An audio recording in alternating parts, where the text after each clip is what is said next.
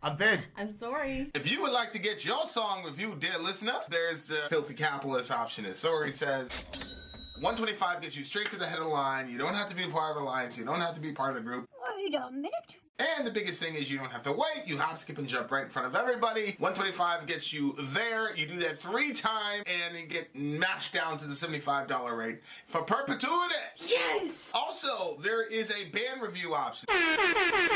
So if you've got a band and you're trying to get your band some exposure, hit me up at vinsori@gmail.com, and I'll show you the details about how to pull that off. You can also jump on Patreon, and there is a option on the tiers to be able to get your band reviewed. Yep. Obviously, we can't lie to you, so we can't guarantee a positive review.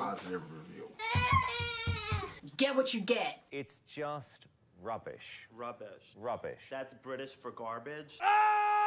My favorite is the community option. $1 at the gate gets you in at Patreon. You get to join an alliance. The alliance joins their points together, and that helps determine what songs that we do. The alliances hang out on Discord.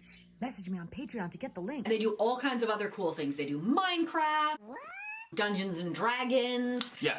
It's really a community within the community. Anybody can go in the village. Facebook.com/Vin and Sori. There's 160,000+ people on the channel.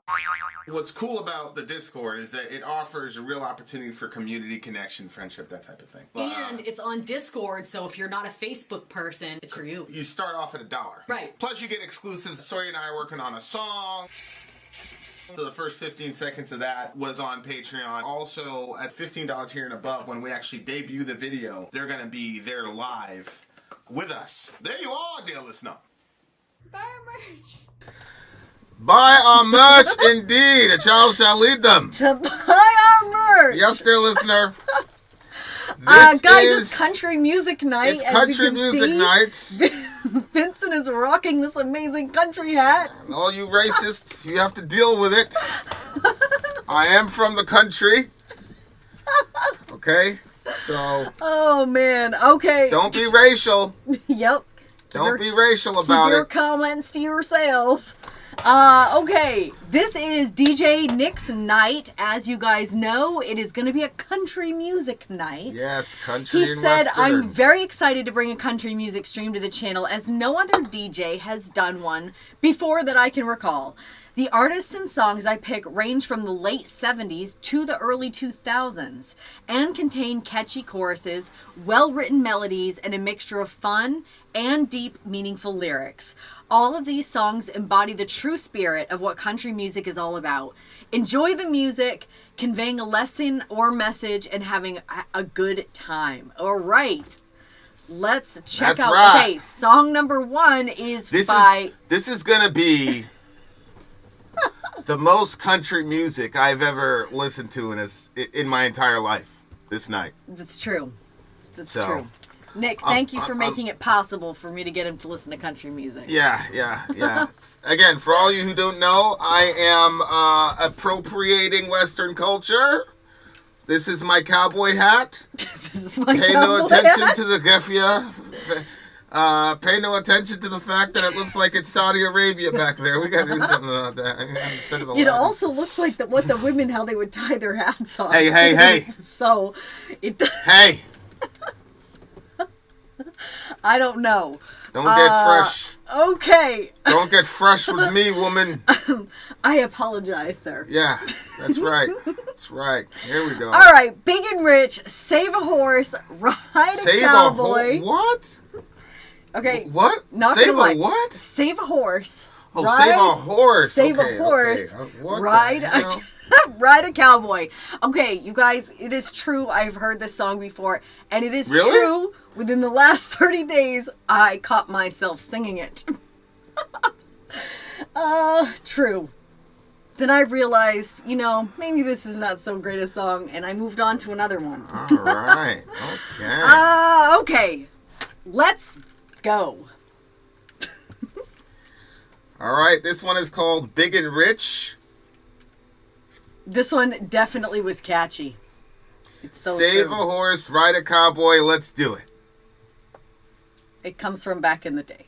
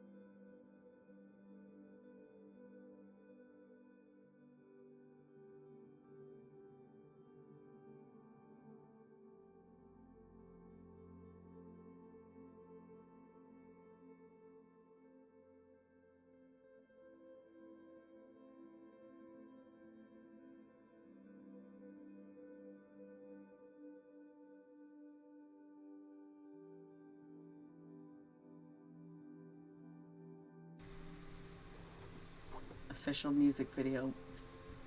I have a feeling this is about to be ridiculous. I bet it's Well, you gonna... gotta pause it. No, I gotta get the commercial past. Okay, here we go. Okay, so he's in the car. Yep. Okay. All right. Ready? All right. So we're gonna start right at the very beginning. We got a tamp. Wait, we can't hear you? They can hear. Don't worry about it. They can hear you. Okay, so we got to timestamp this joint. Let's go with. Can you just send it to me? Yeah, here we go. Yeah, let's just. Let me see it. Go for it. Oh my goodness. What's the timestamp? All right. 9:22. Yeah, let's put 9:30 in it and just reread Nick's thingamajig.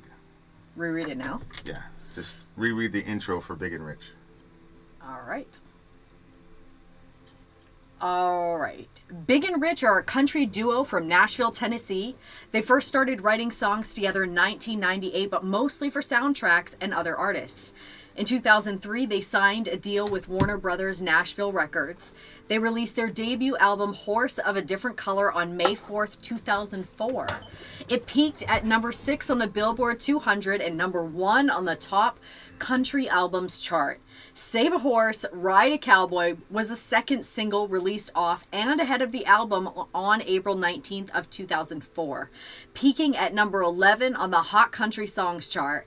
The song showcases Big and Rich's funny side, especially the sing-along chorus, but also has a driving riff, guitar riff. Make sure you have the official video on the side. Oh yeah, because it's one of the most over-the-top and fun music videos you will ever see. All right, guys, here we go. Big and Rich. Let's see. Let's start right from the beginning. 3, 2, 1, go.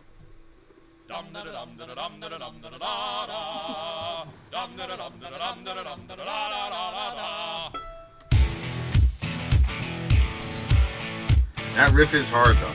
Mm-hmm. That riff is hard. It's catchy. I was about to start rocking. Not one of those songs, my guy. Well, I walk into the room, passing out $100 bills, and it kills and it thrills like the horns on my Silverado grill. And I buy the bar a double round of Crown, and everybody's getting down in this town. Ain't never gonna be the same. 'Cause I saddle up my horse and I ride into the city. I make a lot of noise, 'cause the girls, they are so pretty. Riding up and down Broadway on my old stud Leroy, and the girls say, save a horse, ride a cowboy. Everybody says, save a horse, ride a cowboy. It's country ratchet. Don't give a dang about nothing. I'm singing and bling blinging while the girls are drinking. Long necks down, and I wouldn't trade old Leroy or my Chevrolet for your Escalade or your freak parade. I'm the only John Wayne left in this town, and I saddle up my horse and I ride into the city. I make a lot of noise 'cause the girls, they are so pretty. This is the country version of the Fly Girls, the video vixen there. And the girls say, save a horse, ride a cowboy. Everybody says, save a horse, ride a cowboy. Your parents let you watch this? No, I've never seen this before.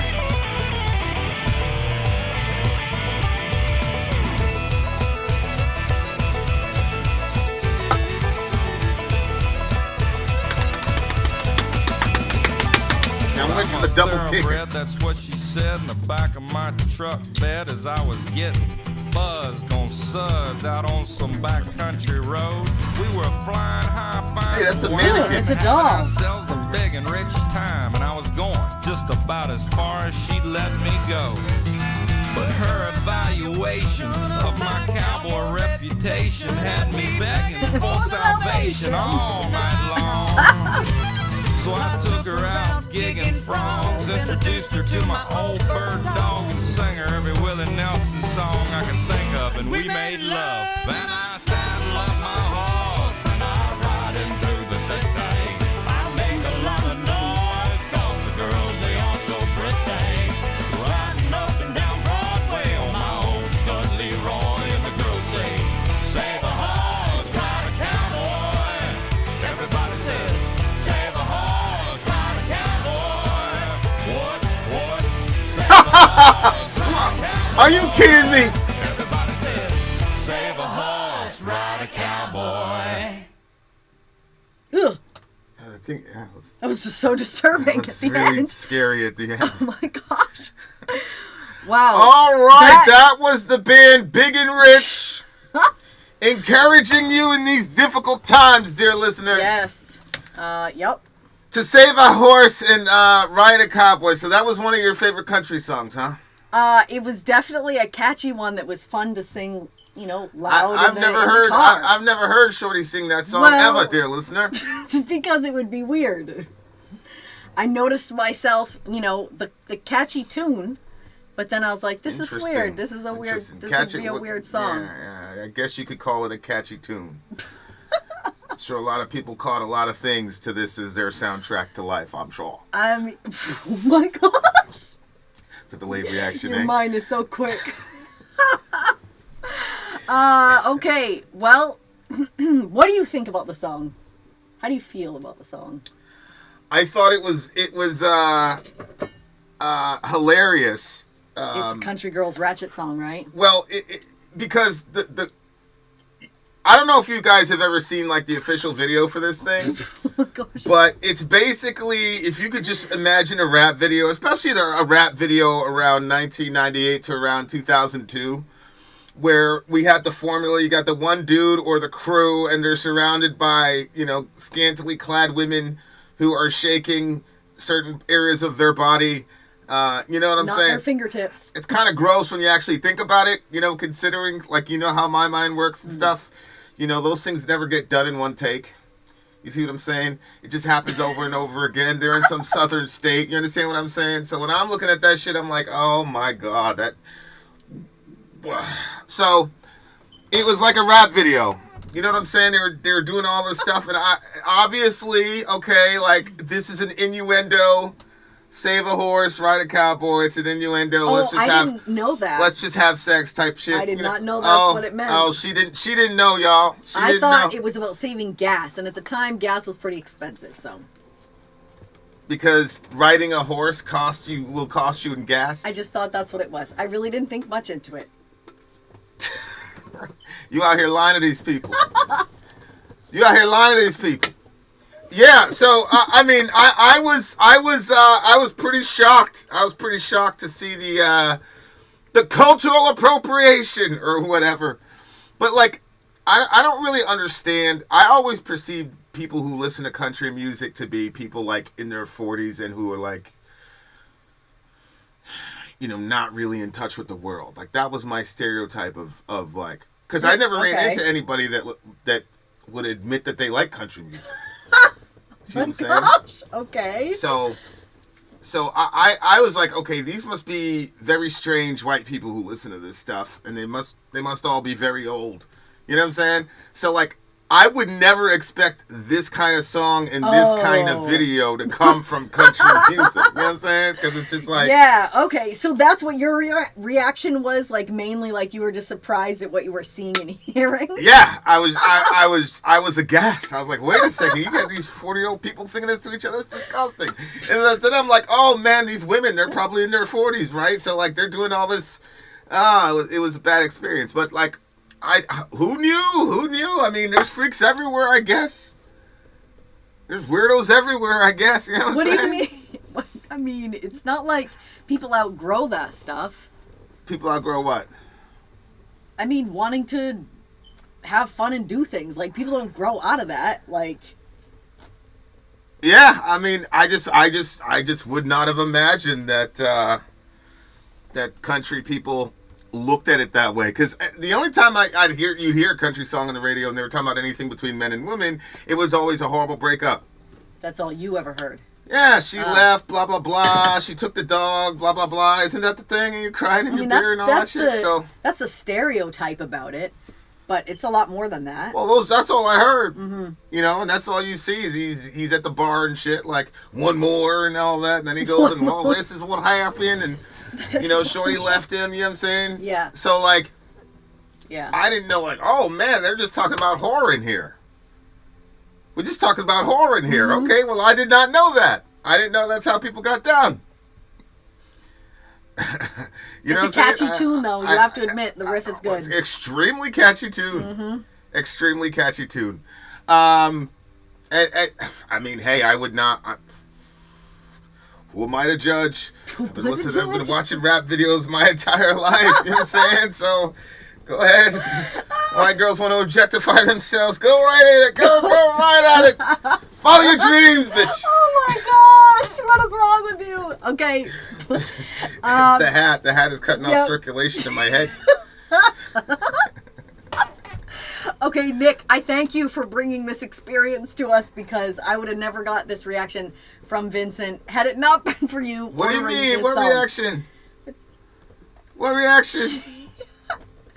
You know how, like, I probably would have liked to play this song for you to see what it would be, but it's not like I'm going to be like, how do I bring that up? Chuck said, John Rich is a great dude. He's on fire for the Lord. Left these rowdy times behind. Good for him. Hey, I said, like, who am I? Who am I to cast aspersions? I mean, what can I say? What can I say? I had a very good career, okay, before I retired. You know what I'm saying? Okay, guys. Not to keep talking about it too much. Yeah, because she's just now forgiven me, so.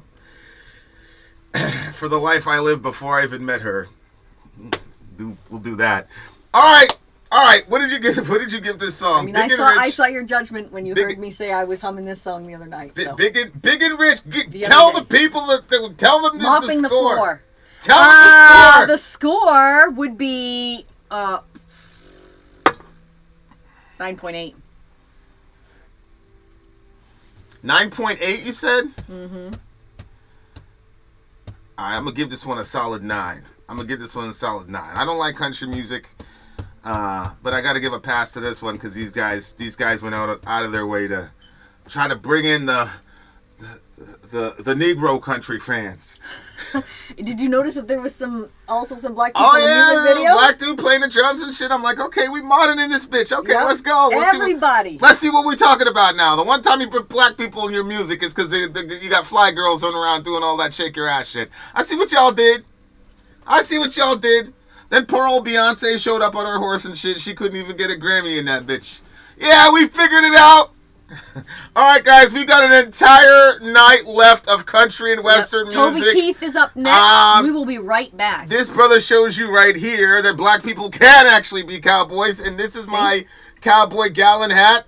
I am completely secure in my masculinity. If you want to come see me about this hat, come see me. I'm gonna be like Nancy Mace. So then you'll be my cowboy. That's that white lady in the Congress. She's like, you want to take this outside? I'm not a child. Oh, no. She's like, meet me outside. Oh, bitch. yeah, How about that? I was like, I saw that. I was like, whoa, okay. The Catch Me Outside girl has to, they got to do a collab rap together. Yeah. They should. Catch Me Outside. How about that? How about that? Hey, Vitamin Pete. Is that Revelation 13 textual variant 616, or is it just a coincidence? We'll see you guys at the other side of the break. We are an actual reaction channel. The music is coming right back. Vin out. Sori out. Gone. I'm Vin. I'm Sori. If you would like to get your song, everybody's reacting to your clothing. Capitalist option. Sori said. Yeah. 125 gets you straight to the head of the line. You don't have to be a part of the alliance. You don't have to be part of the group. Wait a minute. And the biggest thing is you don't have to wait. You hop, skip, and jump right in front of everybody. 125 gets you there. You do that 3 times, and you get mashed down to the $75 rate for perpetuity. Yes! Also, there is a band review option. So if you've got a band and you're trying to get your band some exposure, hit me up at vinsori@gmail.com, and I'll show you the details about how to pull that off. You can also jump on Patreon, and there is a option on the tiers to be able to get your band reviewed. Yep. Obviously, we can't lie to you, so we can't guarantee a positive review. Get what you get. It's just rubbish. Rubbish. That's British for garbage. My favorite is the community option. $1 at the gate gets you in a Patreon. You get to join an alliance. The alliance joins their points together, and that helps determine what songs that we do. The alliances hang out on Discord. Message me on Patreon to get the link. And they do all kinds of other cool things. They do Minecraft. Dungeons and Dragons. Yeah. It's really a community within the community. Anybody can go in the village. Facebook.com/Vin and Sori. There's 160,000+ people on the channel. What's cool about the Discord is that it offers a real opportunity for community connection, friendship, that type of thing. And it's on Discord, so if you're not a Facebook person, it's for you. You start off at $1. Right. Plus you get exclusives. Sori and I are working on a song. So the first 15 seconds of that was on Patreon. Also, at $15 tier and above, when we actually debut the video, they're going to be there live with us. There you are, dear listener. Buy our merch. Buy our merch, indeed. A child shall lead them. To buy our merch. Yes, dear listener. Yes, dear listener. Yes, dear listener. We are at the foothills of going down the... What is it? Appalachian Trail. The Oregon Trail. Remember that game? Oregon Trail. Yeah. And our conductor is Mr. DJ, the man, the myth, the legend, Nicholas. DJ Nick, dear listener. So here we are. Up next is a song by the big homie Toby Kieth. And the name of the song is As Good As I Once Was. Can you give me that timestamp? 25. That's perfect. Yeah. Okay, and he says, our DJ says, As Good As I Once Was is the second single from the late but great Toby Keith's 9th studio album, Honky Tonk University. The song was released on May 9th, 2005, just 8 days before the album's release on May 17th. The album went to number 2 on the Billboard 200 and number 1 on the Top Country Albums chart, while As Good As I Once Was went to number 2 on the Canada Country charts and number 1 on the U.S. Hot Country Songs charts. Easily Toby's funniest song, but with a relatable message for a lot of men. Let's start this one. I'll see if I remember it, and you will let me know if it is relatable to you. Well, it's as good as I once was, so... Yeah? There you go. Let's go. There's a lyric video. This guy died?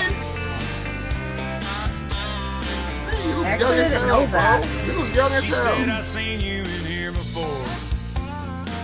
I said, I've been here a time or two. I've heard this one. She said, hello, my name is Bobby Joe.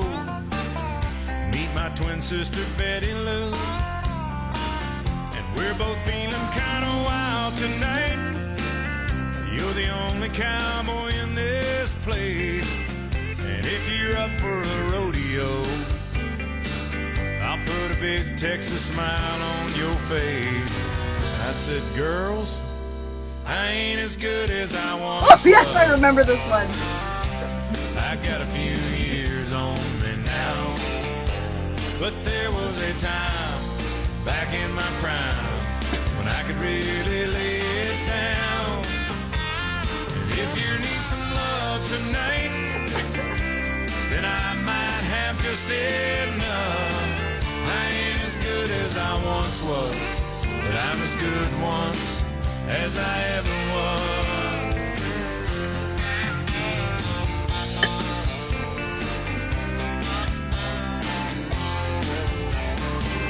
I still hang out with my best friend Dave. I've known him since we were kids at school.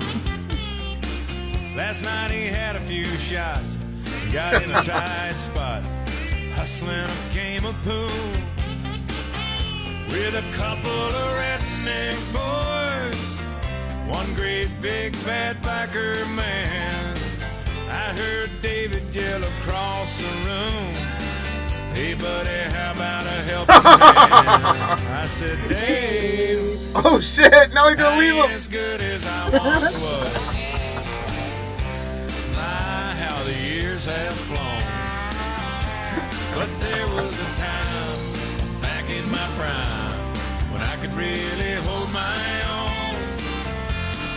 If you wanna fight tonight, guess those boys don't look all that tough.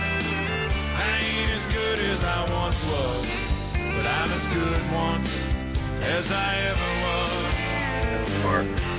I used to be hell on wheels back when I was a younger man. Now my body says that you can't do this, boy, but my pride says, oh yes you can. I ain't as good as I once was. That's just the cold hard truth. I still throw a few back, talk a little smack when I'm feeling bulletproof. So don't double dog dare me now, 'cause I'd have to call your bluff. I ain't as good as I once was, but I'm as good once as I ever was. May not be good as I once was, but I'm as good once as I ever was.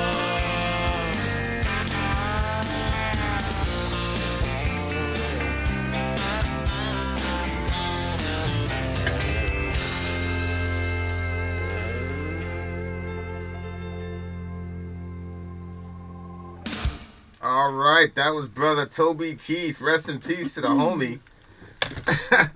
That song was funny, but it was also kind of deep too. Yeah. It was kind of deep. Yeah. And once again, more whoredom from the country people. You two girls were.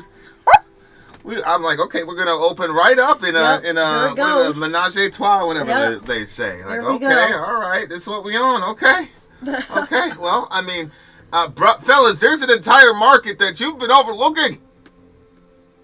I mean, if I would have known these developments. Anyway, we continue. Go ahead. Go ahead. How's the wife supposed to respond to something like that? Well, I mean, just be happy that you're in this dimension. Okay. All right. So, I mean, the song starts out like I that. mean, but aren't you technically a Southern girl now? Sure. You're a Southern girl now. You know what I'm saying? So, I mean, life's not very difficult for me. Nice save, Vin. But yeah, go ahead, continue. Nice save. That was a pretty desperate attempt. Hopefully Yeah, I wish I had a poll that I could throw up on the comment section. Gotta keep polling me. All right, so obviously, it starts out like that, and then it keeps moving on, but it does, you're right, it gets kind of deep, because I do like the line, I'm not as good as I once was, but I'm as good once as I ever was. So as long as it's only when we one fight, he's going to be able to go in as hard as it, but he's not going to be able to do that multiple nights in a row now. Such a brilliant line. Yeah. Really enjoyed that line. I always liked the storytelling nature of country music, where you're kind of getting like a snapshot into somebody's life. So yeah, and it's got a good sound to it too. This one wouldn't have been, I definitely heard this one before. Wouldn't have been one of my favorites, probably because it's a man's song, you know what I mean? Like, this is relating to a man, he's fighting in the bar, he's knocking out two women, you know what I'm saying? It's a little bit hard to relate to this song coming from a female perspective. So this just wouldn't be one of my favorites. But let's hear from you, Vin. Well, I mean, Paul talked about the whole world is miserable due to its bondage to decay. Yeah. Which is a, early first century version of thermodynamic entropy. Mm-hmm. Second law of thermodynamics, So it's like every major philosophy that people hold to have to contend with that question. Like, what is the purpose of life? Being, as far as we know, the only sentient creatures that know that they're going to die. Right? So that's one of the things that separates man from beast in that worldview, is that we're the only animal that knows we're going to die. And so, when you combine those realities together, the fact that we have this meta-consciousness where we can think about thinking to the point where we can think about our own death, even if it would be decades away. But then that doesn't save you from dying at all. So what's the point of being a sentient person when the sentience leads you to the... it's kind of what Schopenhauer was saying, basically, about the meaning of life, or the meaninglessness of life. That no matter what anybody figures out, it's not going to change anything in 100 years for you, because you're going to be dead. See what I'm saying? So that's a pessimistic way of looking at it. I think our Buddhist friends are like, well, the real lesson here is to understand that your attachments and your desires to this world and the things in it are what's causing you so much, trouble. And so what you need to do is just kill that mechanism in your being that wants anything. Right? So now you're free of it. Nirvana is being free from these attachments. And if you can get to that point where you don't have a desire for any attachment, then you would never experience any emotional duress. And maybe even physical duress, considering the way the psychosomatic, implications of the mind and the body. Do you think that that's possible, though? Coming from a Christian perspective, I don't think so. Well, I mean, Paul says... How could you get to the point where you do not want love? If God is love, you would have to not want love. Agree. Because love is an expectation that you would feel the loss of. I agree. So... I agree, because if everything is about detachment... Yeah. Then wouldn't you also be detaching yourself from God? Which, of course, in Buddhism, you don't necessarily need a God to be a Buddhist. But I understand the theory I understand it theoretically. Yeah. If a person could get to the point where they were divested of all attachments, they would not suffer, at least emotionally. Right. Yeah. No, I see what they're saying too. Yeah. And what I love about Christianity is that it takes a realistic view that creation is in bondage to decay. Yeah. But and then he says essentially that God initiated that curse in hope. Right? So when we're thinking about entropy and the fact that we're going to die and all the rest of it, the realism of Schopenhauer is there. I'm going to die. You're going to die. There's going to be a last conversation I have with my son, a last conversation I have with my daughter. We all know that. But we have hope. precisely because we are not detached from each other. Yeah. Right? Like, Yeah. like Buddhism gets a lot of respect, and I understand why, but I think it's inhuman to instruct people to obfuscate their attachments to things in this world. Because, like, how does that work for a parent? And that's really interesting, too, because, like, they're not Buddhists, but they're Hindus. And there's this thing called sannyas, I think, where basically you abandon the world and go live life as a monk for the rest of your life. And a lot of these dudes were married with children, and they got up and left, right? Because they're tearing away all attachments to anything that isn't Krishna in that particular worldview. So my point is to say that, like, what we see in the scripture is, no, it sucks. People die. You weep. It literally says that. You weep. But then Paul says, but we don't weep as those who have no hope. Right. And so it's the combination of, no, those attachments were good, actually. Mm-hmm. They were not tying you down. They were actually the reason that you're alive, actually, is human attachment. Mm-hmm. And divine human attachment. And divine angelic human attachment as well. Mm-hmm. So attachment isn't the problem. Sin is the problem. Mm-hmm. And so we can eradicate sin. We don't need to eradicate the base elements of our nature, whether physical or metaphysical, and quit the world and quit the physical world. You know, it's a form of Gnosticism. No, like, we're going to engage with the world. We're going to be realistic. We're going to cry at funerals. We're going to cry at, you know, whatever. But we have hope. We know we will see them again. Like, and so, like, that to me is the most realistic, optimistic, functional on a Wednesday philosophy relative to life and death.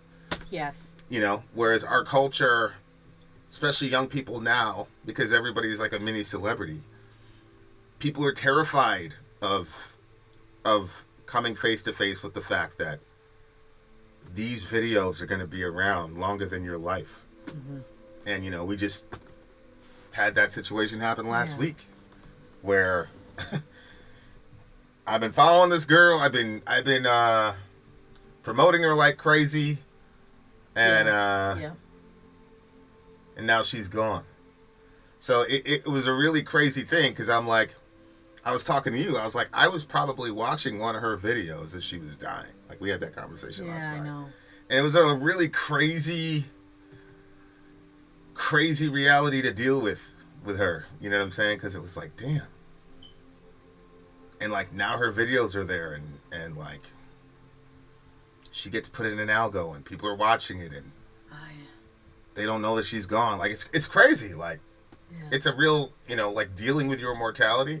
This song takes a kind of carefree, kind of this is funny type angle to it, which is absolutely valid, because it's gallows humor. And there's a sense in which all humor is gallows humor if you put a Schopenhauer take on it.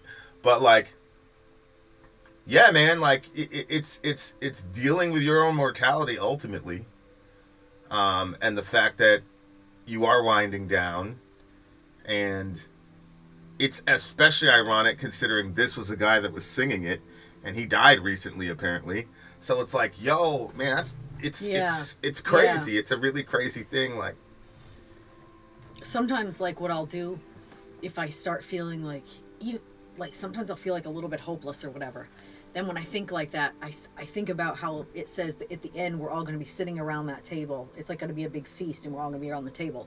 Whatever that means, that's the analogy that we're given. Yeah. But you get from that understanding that we're all going to be there that belong to Christ, and we're going to sit around the table. And when you're thinking eating, it's fellowship, you're going to spend some time together, it's the enjoyment, all of that. And then you back the timeline up to where you are currently. So things are going to happen along the way, but we're still going toward that end. And so when you have that end in mind, like, that is hope. It's hope that, okay, the way that we get there is through Jesus dying on the cross for our sins. And so that makes it so that way we can get to that spot at the table. And so, like, that, starting from that table point and backing up, it's like, okay, well, instead of like we're headed toward a death, we're like, okay, we're headed toward the table. And the way to the table is through death. and through obviously Christ's death. But yeah, you know what I'm saying? Like, Yeah. it does change things, and I think that that's what he means, because you definitely weep when you lose people and stuff, like, my gosh. But we're headed toward that. Yeah, and I think it's wise sometimes to look at it from a humorous perspective.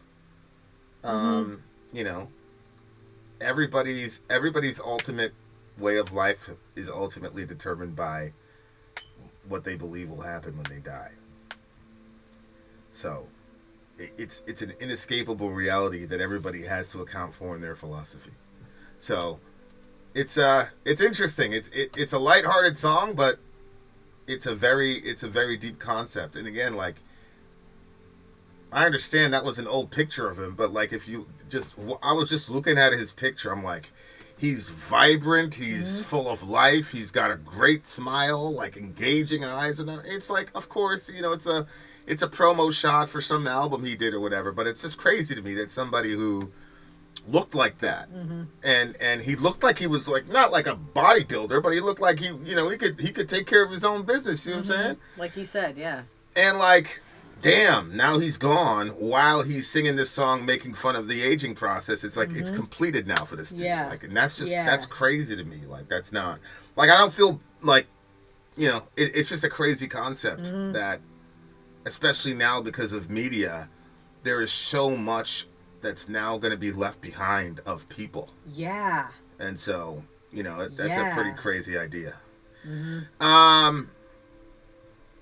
All right, so I'm going to give this one a 9.2. I'm going to be very stringent in my grading tonight, dear listener. Yeah, 9.2. I match you with that. All right.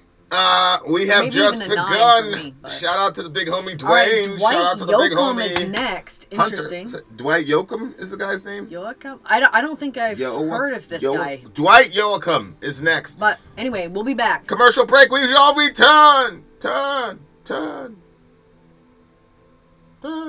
I'm Vin. I'm sorry. If you would like to get your song reviewed, dear listener, 16.9. The capitalist option is. Yeah. I found your thing. 125 gets you straight to the head of the line. You don't have to be a part of the alliance. You don't have to be part of the group. Wait a minute. And the biggest thing is you don't have to wait. You hop, skip, and jump right in front of everybody. 125 gets you there. You do that 3 times, and then get mashed down to the $75 rate for perpetuity. Yes! Also, there is a band review option. So if you've got a band and you're trying to get your band some exposure, hit me up at vinsori@gmail.com, and I'll show you the details about how to pull that off. You can also jump on Patreon, and there is a option on the tiers to be able to get your band reviewed. Obviously, we can't lie to you, so we can't guarantee a positive review. Get what you get. It's just rubbish. Rubbish. That's British for garbage. My favorite is a community option. $1 at the gate gets you in at Patreon. You get to join an alliance. The alliance joins their points together, and that helps determine what songs that we do. The alliances hang out on Discord. Message me on Patreon to get the link. And they do all kinds of other cool things. They do Minecraft, Dungeons and Dragons. Yeah. It's really a community within the community. Anybody can go in the village, facebook.com/Vin and Sori. There's 160,000+ people on the channel. What's cool about the Discord is that it offers a real opportunity for community connection, friendship, that type of thing. And it's on Discord, so if you're not a Facebook person, it's for you. You start off at $1. Right. Plus you get exclusives. Sori and I are working on a song. So the first 15 seconds of that was on Patreon. Also, at $15 tier and above, when we actually debut the video, they're going to be there live with us. There you are, dear listener. Buy our merch. Buy our merch, indeed. A child shall lead them. To buy our merch. Yes, dear listener. Yes, dear listener. Yes, dear listener. We are in, if you didn't know, the midst of country and western night. Country and western night. Country and western night. Where probably every song is going to be new to Vin. You guys might not believe this, but I did not grow up listening to country music. So this has been quite the experience for your brother Vin here. All right, so up next is Dwight Yoakam, 1,000 Miles from Nowhere. You still gonna call him Yoakam? What do you think it is? I don't know, to be honest with you. I really don't know. A Thousand Miles from Nowhere is the second single off of Dwight Yoakam's fifth album, this time released in March of 1993. The song went to number 3 in Canada and number 2 in the US and is arguably his best song. It's an emotional ballad of heartbreak with almost poetic lyrics of a sorrowful guitar melody. Dwight Yoakam is also quite the actor, best known for his roles in the movies Panic Room and Sling Blade. Interesting. Okay. He was in Panic? Apparently. All right, let's check it out. That's like it's like a thriller. Yeah. That's okay. So this guy, he does country and he does acting. That's crazy. I never really thought about that, like the crossover appeal. Vin is the epitome of country. I agree. You know, I usually don't do a lot of self-congratulations. You guys know I'm probably one of the humblest guys ever. So I usually don't promote myself. What gave it away? Was it his hat? When you see a hat like this, he understands like the authenticity of the fact that I am in Florida, which technically makes me a Southerner. So here we go. All right, guys, here we go. Dwight, I'm going to say Yoakam. What is it, Yoakam? Well, or Dwight? Remember in the office, Dwight? all right, let's check it out. All right, Dwight Yoakam, 1,000 Miles from Nowhere. Lyrics on screen. Let's do it.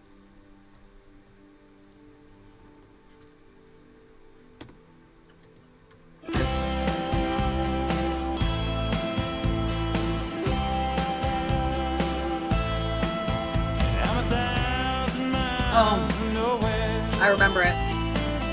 You know this song too? Yep.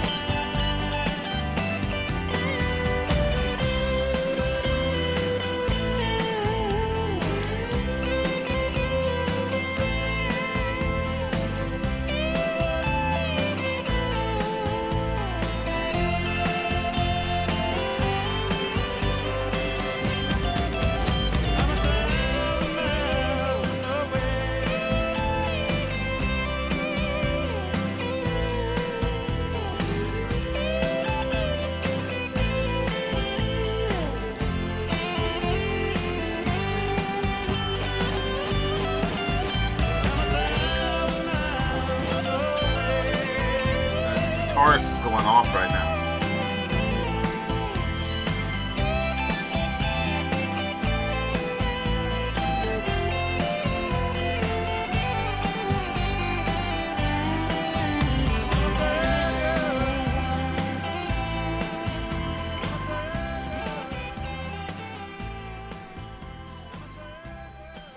I bet you didn't know this, but the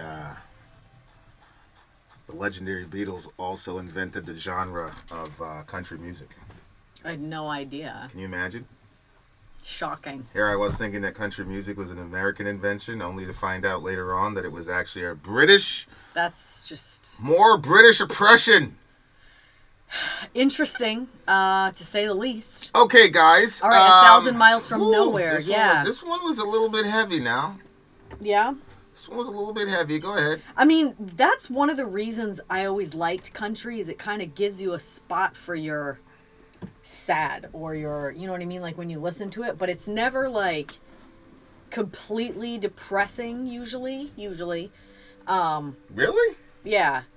This one really didn't What? get you out of depression, I don't think.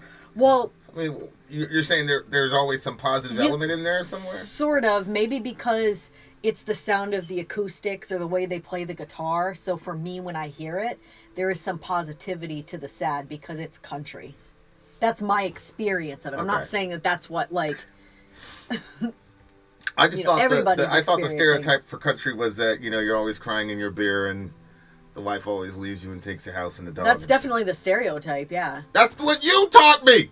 Well, I mean, you carry on. I don't know what that means. What does that mean, carry on? That's you. Go ahead and keep talking because I decided not to say the other thing I was going to say.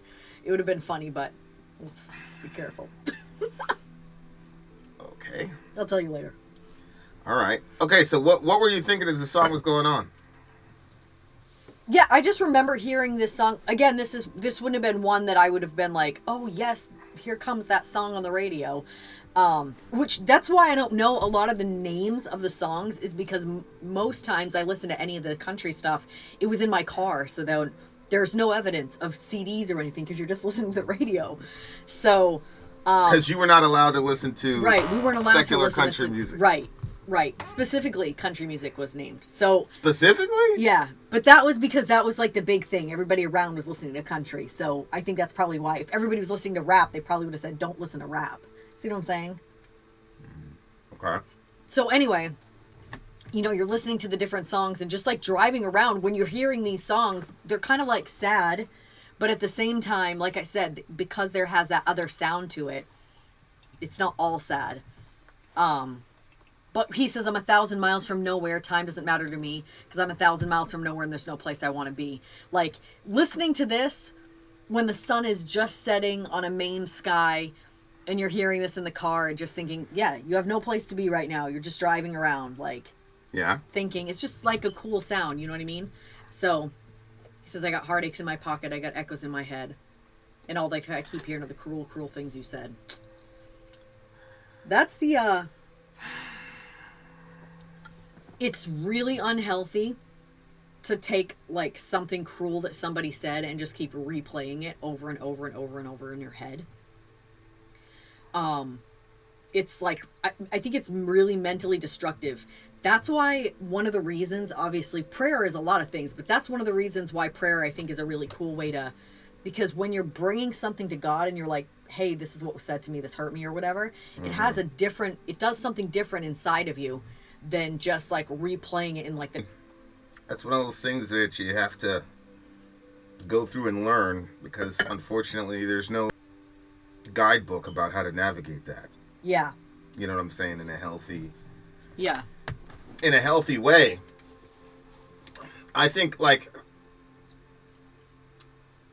what is it about country music that gives because country, the aesthetic of the men seems to be monolithic. It seems to be, they're cowboys, they got hats, they got gallon hats, they drive big trucks. Mm-hmm.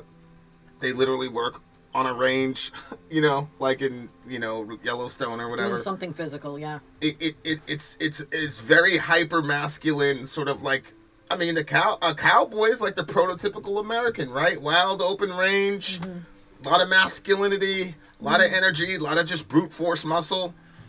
It's interesting that a genre that basically only has one version of man. Because in rap, you could be a conscious rapper, which means that you wear glasses and you can quote Malcolm X on memory. Oh, interesting. I see what you're saying. And you could also be a gangster rapper. You could be like a King Von type dude. You can be a lyricist, you know, like a guy like Cannabis. You can be a pop star like Eminem. You could be a real gangster like Snoop. Like, there's a lot of images that you can be in rap. Yeah. But it seems to me like you can only be, you know, 6-something, gallon hat, playing a guitar. That's interesting. Know your way around. But in spite of that, they're allowed to ventilate heartbreak and things like that, which you cannot do in hip hop, right? Like, and you really can't do it in metal either, because metal will add some narrative on top of it to make it sound crazy and over the top. Like, My Gift to You, you know, it's a love song, but he's talking about strangling her to death. You know, snuff, like, you know, like there's always got to be some sort of aggression. You sold me out to save yourself. You know, I won't listen to your blame. You lied. You're all the same. But it's interesting to me that the one genre that has the monolithic stereotype of what a man is that very few men can walk into also allows the men to be that vulnerable about their feelings. That to me is that's what I was thinking. I was looking at these lyrics. I'm like, why do these guys have permission to be that way? Yeah. But they can only be one version of a man. But at the same time, they have the ability to express, you know, not alpha energy. This guy doesn't sound like an alpha male right now. So that is, I don't understand. I don't understand that part of it. Yeah, So, I see what you're saying. I thought, like, when I would listen to country, now hearing other genres, I feel like a lot of times country music doesn't, like, desecrate the glory of the woman. So if she leaves, like, he's out there saying, like, he's sad about it. He misses her. Like, it's not like, you know, F her, I'm going to, you know what I mean? Like, I'm sure that there are some off the beaten path, or maybe not so off the beaten. I didn't really run across those types. Any sort of aggression that you heard in country music was always the woman towards the man. Like, keying up his car and stuff like that. But you never heard of shooting men. him. Yeah, shooting him. Yeah, burying him. Like, all those. It was only the women. But, it was always like, it wasn't like, oh, you know, I'm unhappy in my marriage, so I attacked him. It was like, the guy was abusive. This has been going on. You see what I mean? They always painted it like, here's a guy who's objectively bad, and this is why. And then she gets even. So everybody kind of feels like, okay, well, I mean, you know. You see what I'm saying? But there's not, it's not like, it seems like more of a genre where when the woman is singing about the man or the man is singing about the woman, it is sort of like exalting, not like a degrading yeah, I sort wonder. of. Yeah, it's a very, very interesting dynamic. Because it transgresses both sides. What do you mean? For the hypermasculine side, you're not supposed to show that kind of weakness. But for the toxic masculinity people, he's putting forth an aesthetic that is patriarchal. Right? So both sides are like, this is wrong, this is bad, you know? But it continues to endure as a genre. So, I tip my hat to it. I think what you say is true. I think the way that country interfaces with relationships is probably unique in pop music. So that's a very interesting observation. I would wonder, like, if somebody could do a study on which genre of music has the most successful unalivers, I'd be very interested to see that. The other thing too would be very interesting relationships. Now that we just said it before, like which one has the most thriving relationships? I know there's like a country song, and it's a really pretty boring song, but it's like I don't know, the washing machine breaks, the this and that. Like, it's just like, he's just describing just like regular day. Like just a regular day with her. But then I can't remember, but it's basically like the togetherness of just like the regularness of the frustrations that happen, like a broken dishwasher or. Yeah. Practical. Yeah. It's practical. But yeah, I mean, he says, I got bruises on my memory. That's deep. Yeah. I don't remember hearing that line. I got bruises on my memory. I got tear stains on my hands. That was such an interesting thing because... Yeah, because he's got tear stains on his hands because his hands, he's a cowboy. He's been working in the dirt, the whatever, so his hands are filthy and he's cried into them. So the streams of the tears just running down his beaten hands. Yeah. I mean, that's a real, very open, vulnerable, you know. So, and it's a declaration of masculinity that like he didn't fold under it and just cover his head in his blanket. Like, he still worked. He's a man. Like, he's going to work. He's got to work. Then he's going to work. And so he goes to work, and then in that situation, like, he's still human. So he's crying, you know, in that situation because, you know. But at the same time, isn't a song like this mocked by country people? Because, like, I'm going back to you, where you were like, oh, they talk about their dog and they're this and they're this and they're, you know, and it's kind of like in a mocking way. Yeah, I think I kind of got sour toward the country stuff for a little while and just kind of over swung to the one side because I do like country music. I do. There's like a spot for sure for it for me. But yeah, I'm not saying you said you disliked. I'm just saying like you introduced that stereotype and it was kind of like a funny thing. Yeah, so, I mean, like, that's what people say, but it's mostly people that don't listen to country say it. I see. And so the stereotype is, I see why they would say it because there are songs that are kind of, but it's more than that. I got bruises on my memory. You know what I'm saying? Like, it's not just so simple like I'm some dumb nitwit that only, you know, lost my dog and lost my girl. You know what I mean? Like, it's not like that. Like, there's some story, there's some depth to it.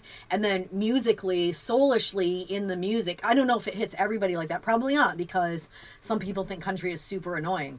But okay, the way that it hits me, it's deeper. Steve said all cowboys do relatively the same thing, but some hide it with work, some with booze, that kind of thing. That's, okay, so that's interesting. How so? Well, the artist is allowed to express it on stage, but the man is not allowed to express it in real life. Whoa. Is what he's saying.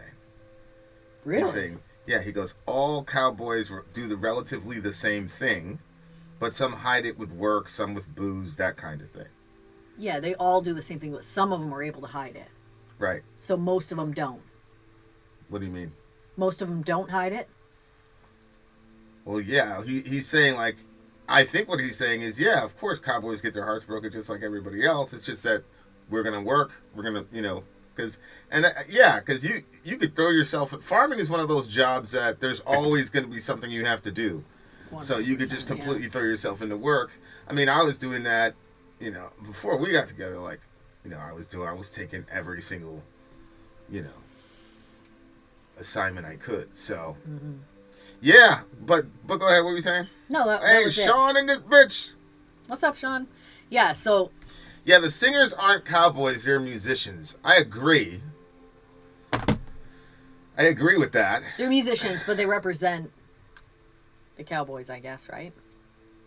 Yeah. Well, the other thing is like who is buying these records? Like, who's the target audience? It seems to me a song like this that a dude would be the target audience for this song, right? I think so. Yeah. So it's like, oh, maybe not though, because which guy was this one? Oh, Dwight. I don't know anything about Yoakam. I don't know anything about him, but it could be a song that a woman would want to hear too, because if the guy breaks up with you and then he leaves, but you're like, does he still think about me? Is this still happening? And then imagine him singing this. I have heartaches in my pocket. So I think women would buy it too.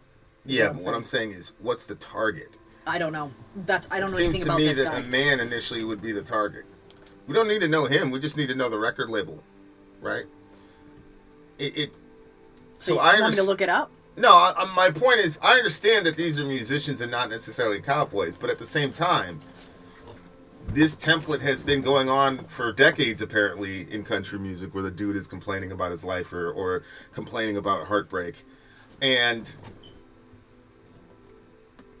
if there wasn't dudes who could relate to it, then that would not be happening so frequently. I mean, it's like gangster rap. Like, there's going to be a generation of people that love gangster shit so gangster rap is never going to go away. It's just going to take different forms. 80s, you had like straight up gangster rap. 90s, you had, a lot of coastal beefs, West Coast, East Coast, and now you got the drill stuff. Like, that's never going to stop because one is that there is an actual ghetto. And it's really interesting too, because before this generation of rappers, the rappers that were talking about all the street shit were gossiping. They were not confessing.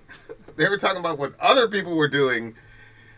They were not talking about what they were doing. That seems kind of dangerous. And that's one of the reasons that Vaughn blew up so big, was because the shit that he rapped about is the shit he actually did. Oh my god. And that's the reason he's dead. Oh my god. See what I'm saying? Yeah.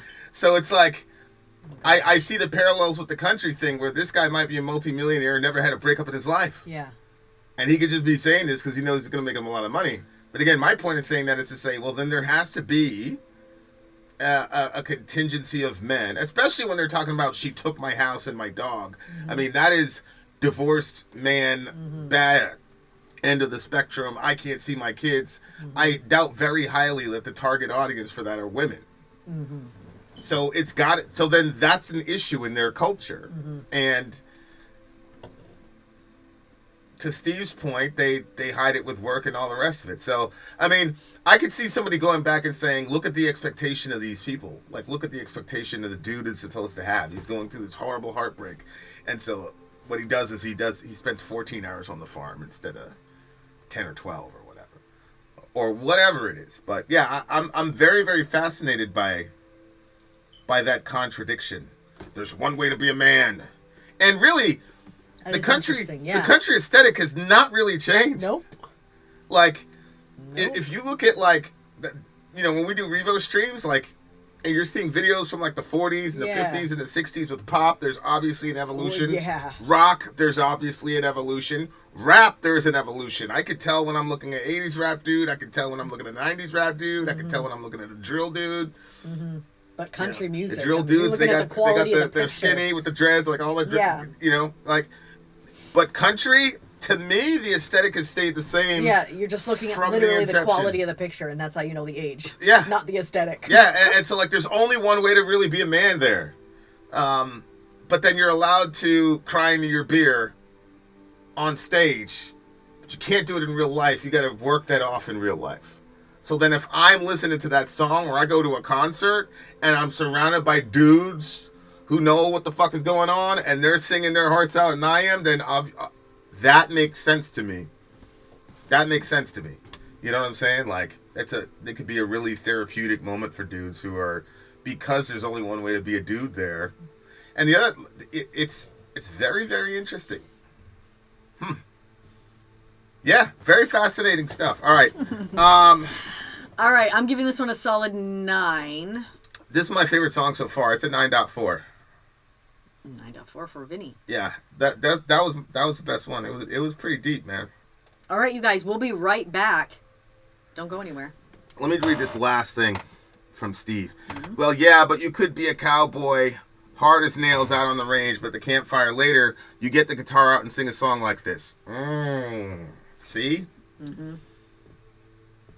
So yeah, so the dudes have figured it out then. So that's why that kind of song is always going to be there in country. Yeah. Because there's always going to be dudes that are in that situation. So that makes a lot of sense. Yep. Makes a whole lot of sense. All right, Nick, I'm starting to figure some stuff out. We will be back. We just started, y'all. Yep, we're going to be right back. Vin hates country music, but I may have misjudged the genre. I may have misjudged the genre. That's as much as you're getting so far. Vin out. Sori out. Gone. Coming right back, a commercial break.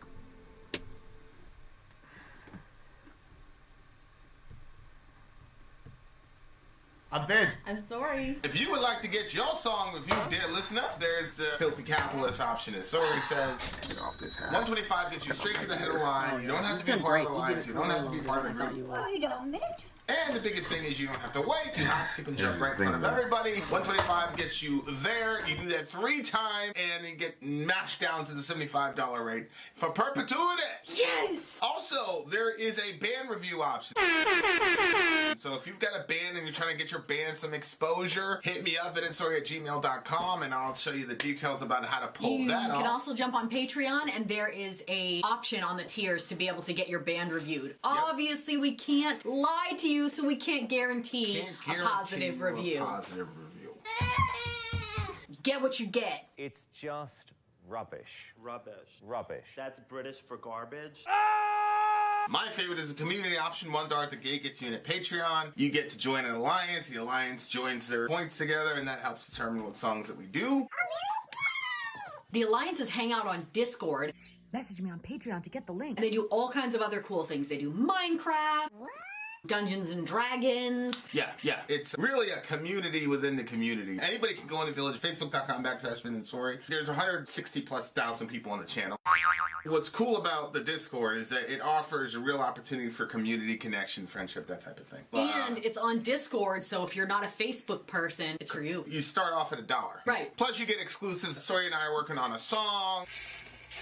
So the first 15 seconds of that was on Patreon. Also, at $15 tier and above, when we actually debut the video, they're going to be there live with us. There you are, dear listener. Buy our merch. Buy our merch. Buy our merch. Indeed, a child shall lead them. To buy our merch. Yes, dear listener. Yes, dear listener. Yes, dear listener. We have DJ Nick on our docket tonight, you guys. It's Garth Brooks with Friends in Low Places. Who? Garth Brooks. I know him. Yep. I mean, I don't know him, but he's a country guy, right? Like He he's is. like a. He was big Yeah. when I was in Florida as a kid. Like he was. Yeah. He had this song. It was called like the Thunder Rolls or something like that. Yeah. Where a dude was beating up his wife and shit. But it was like him. Like it was an autobiography. It was like autobiography, wasn't it? Oh shit! He did the song. Is that the one we're doing right now? No, that's up next. Oh, okay. All right, so That was honestly one of my favorites. Garth Brooks. What's this one called? Friends in Low Friends Places. in Low Places. All right, here we go. Oklahoma native Garth Brooks is easily the most popular country. What's the timestamp there? 1:14. Just do 115. Is arguably, sorry about that, you guys. Oklahoma native Garth Brooks is easily the most popular country star of all time. He's the only artist in music history to have 9 albums certified diamond, meaning over 10 million copies sold. He sold over 170 million records, and he has had 19 #1 hits. Wow. The first of two classic Garth Brooks is, the first of two classic Garth Brooks is his signature song, Friends in Low Places, which spent 4 at #1. This is particular. For what at #1? Which spent 4 at #1. Yeah, I don't know. 4 weeks, 4 months? I guess, I don't know. I just thought that it was like 4 times they got on #1, but I don't know. This particular version is a live recording that contains the secret 3rd verse, not heard on the studio version. Oh. Okay, I've probably never heard that. Okay, let's check it out. Garth Brooks, Okay, you guys, so Friends you know in this Low song too? Places. Yeah, oh yeah. This used to make me want to have some friends in low places, I'm not gonna lie. Friends in Low Places. Okay. The song will explain it to me, I'm sure. I'm sure. All right, here we go. Garth Brooks, Friends in Low Places. Dwight Yoakam. There he is. Friends in Low Places. Lyric video. Let's do it.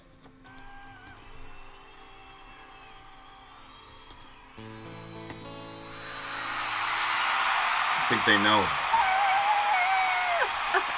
I think they know. I believe they know. Oh, so we're gonna get the lyrics in the live video?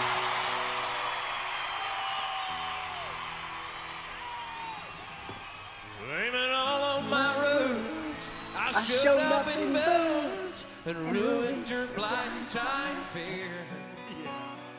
The last one to know, the last one to show, I was the last one you thought you'd see there. And I saw the surprise and the fear in his eyes when I took his glass of champagne. I toasted you, said, honey, we may be through, but you'll never hear me complain.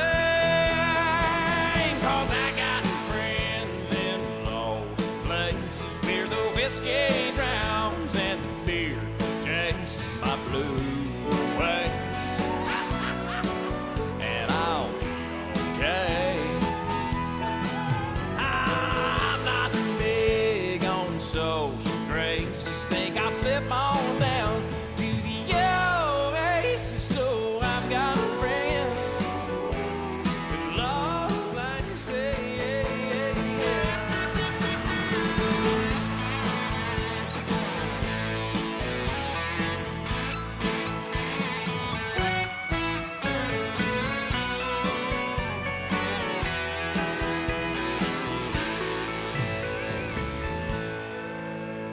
Well, I guess I was wrong. I just don't belong. Then I've been there before, and everything's alright. I'll just say goodnight and I'll show myself to the door. He got it in me to cause a big scene. Just give me an hour and then I'll be as high as that ivory tower that you're living in. 'Cause I got friends in low places where the whiskey drowns and the beer chases my blues away. And I'll be okay. I'm not big on social graces. Think I'll slip on down to the oasis. So I've got a friend in low places. Yes, everybody! I got friends in low places where the whiskey drowns and the beer chases my blues away. And I'll be okay. I'm not big on social graces. Think I'll slip on down to the oasis. So I've got a friend in low places. Yes.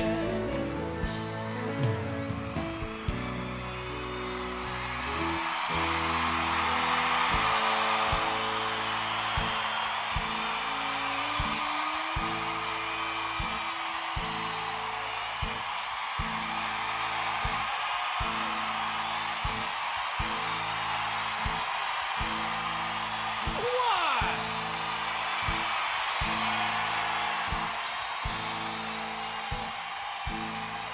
You guys already know what's coming, don't you?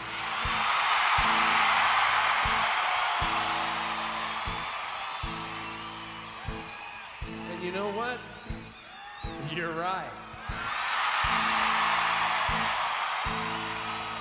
You're exactly right. What would a Garth live album be without the live version of Friends in Low Places? Because it's only here where you can find that mysterious third verse that goes on the end of the song. But does anybody know the words of that verse?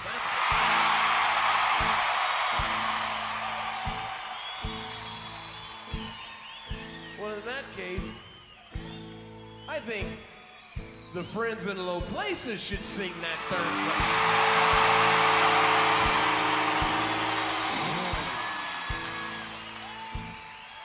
This ought to be good. All right, here we go. Well, I guess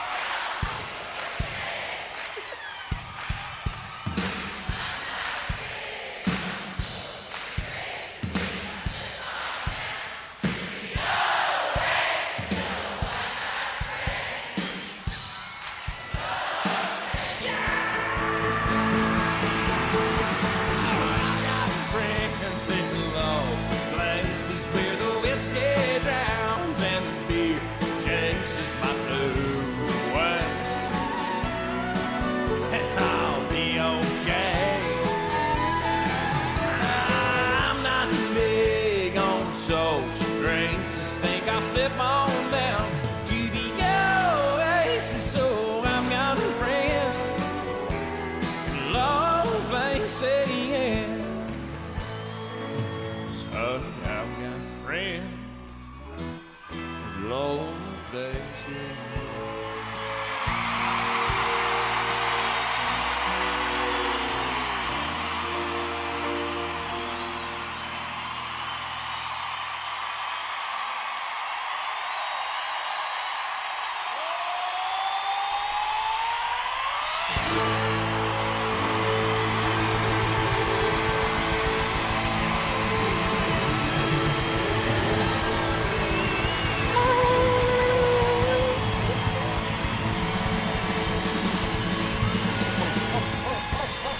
That's right, Vin. Ah! All right. Talk that shit, Garth Brooks. Talk that shit, Garth Brooks.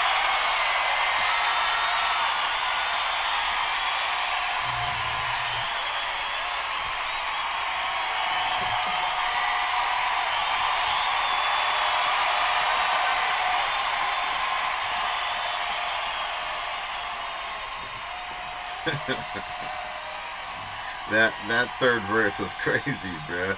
For country people. We'll put a boat in your ass and see American way. Hey, Uncle Sam, put your name at the top of his list. And the Statue of Liberty started shaking her fist. And the eagle will fly. Boy, it's gonna be hell when you hear Mother Freedom start ringing her bell. You'll feel like the whole wide world is raining down on you. All right. But that's not the song that we're doing. That's brought to you courtesy of the red, white. Nah, give me that. Give me that. Give me that. Give me that. Red one. Get me the red one, of the red, white, and blue. Still one of my favorite songs. Thank you. Please. Gotta blast it every Red 4th of July. Rest in peace to my boy Toby Kieth. He's the only country guy I know. Well, we just did Garth Brooks. And Garth Brooks in his pitch. That's right, you know. Is he still alive or? I don't know. I have no idea. All right. I don't follow those things like you people do. All right. All right. Here we Friends go. in low places. All right. So you Friends can in see. low places. You can see why, this song. Thank you. Thank you. Thank you very much. Okay. You can see why somebody might want friends in low places. Okay. This is the thing. When I heard this song, I wonder if it's Save a Horse, Ride a Cowboy. You have been... That was an ex-eventu prophecy, Mr. Schaus. Garth Brooks is very alive, still raking in the money on big tours. Okay, shout out to him. Gang. I'm with it. I'm with it. Okay, go ahead. You're saying now I see why it's such a big... Before, it was anybody that I was friends with, they were friends with me because they were seeing the good side of me. The good side of Sori. So when I listened to this song, I was like, I really like that because he's talking about having friends in low places, which basically means, we're all down here at this crazy bar. It's not a, you know what I mean? Yeah. We're all sledging around in the same. It's not polite society. Yeah. Which and was the so point of the basically, song, like, right? your darker side, there are people there that accept you. So, Yeah. Yeah. Well, I don't even know, like, if he considers it a darker side. You know what I'm saying? Like, it appears to me in the song that he's like, you guys are all pretentious and stupid. Yeah. See what I'm saying? So he's not looking at his friends in low places as a... He used to be in a relationship with her, right? With who? Okay. With her? What are you talking about? Yeah, I thought that's There's a girl in this song? Yeah, hold on. Blame it all on my roots. I showed up in boots and ruined your black tie affair. Yeah. The last one to know. I was the last one to show. I was the last one you thought you'd see there. I saw the surprise and the fear in his eyes when I took his glass of champagne.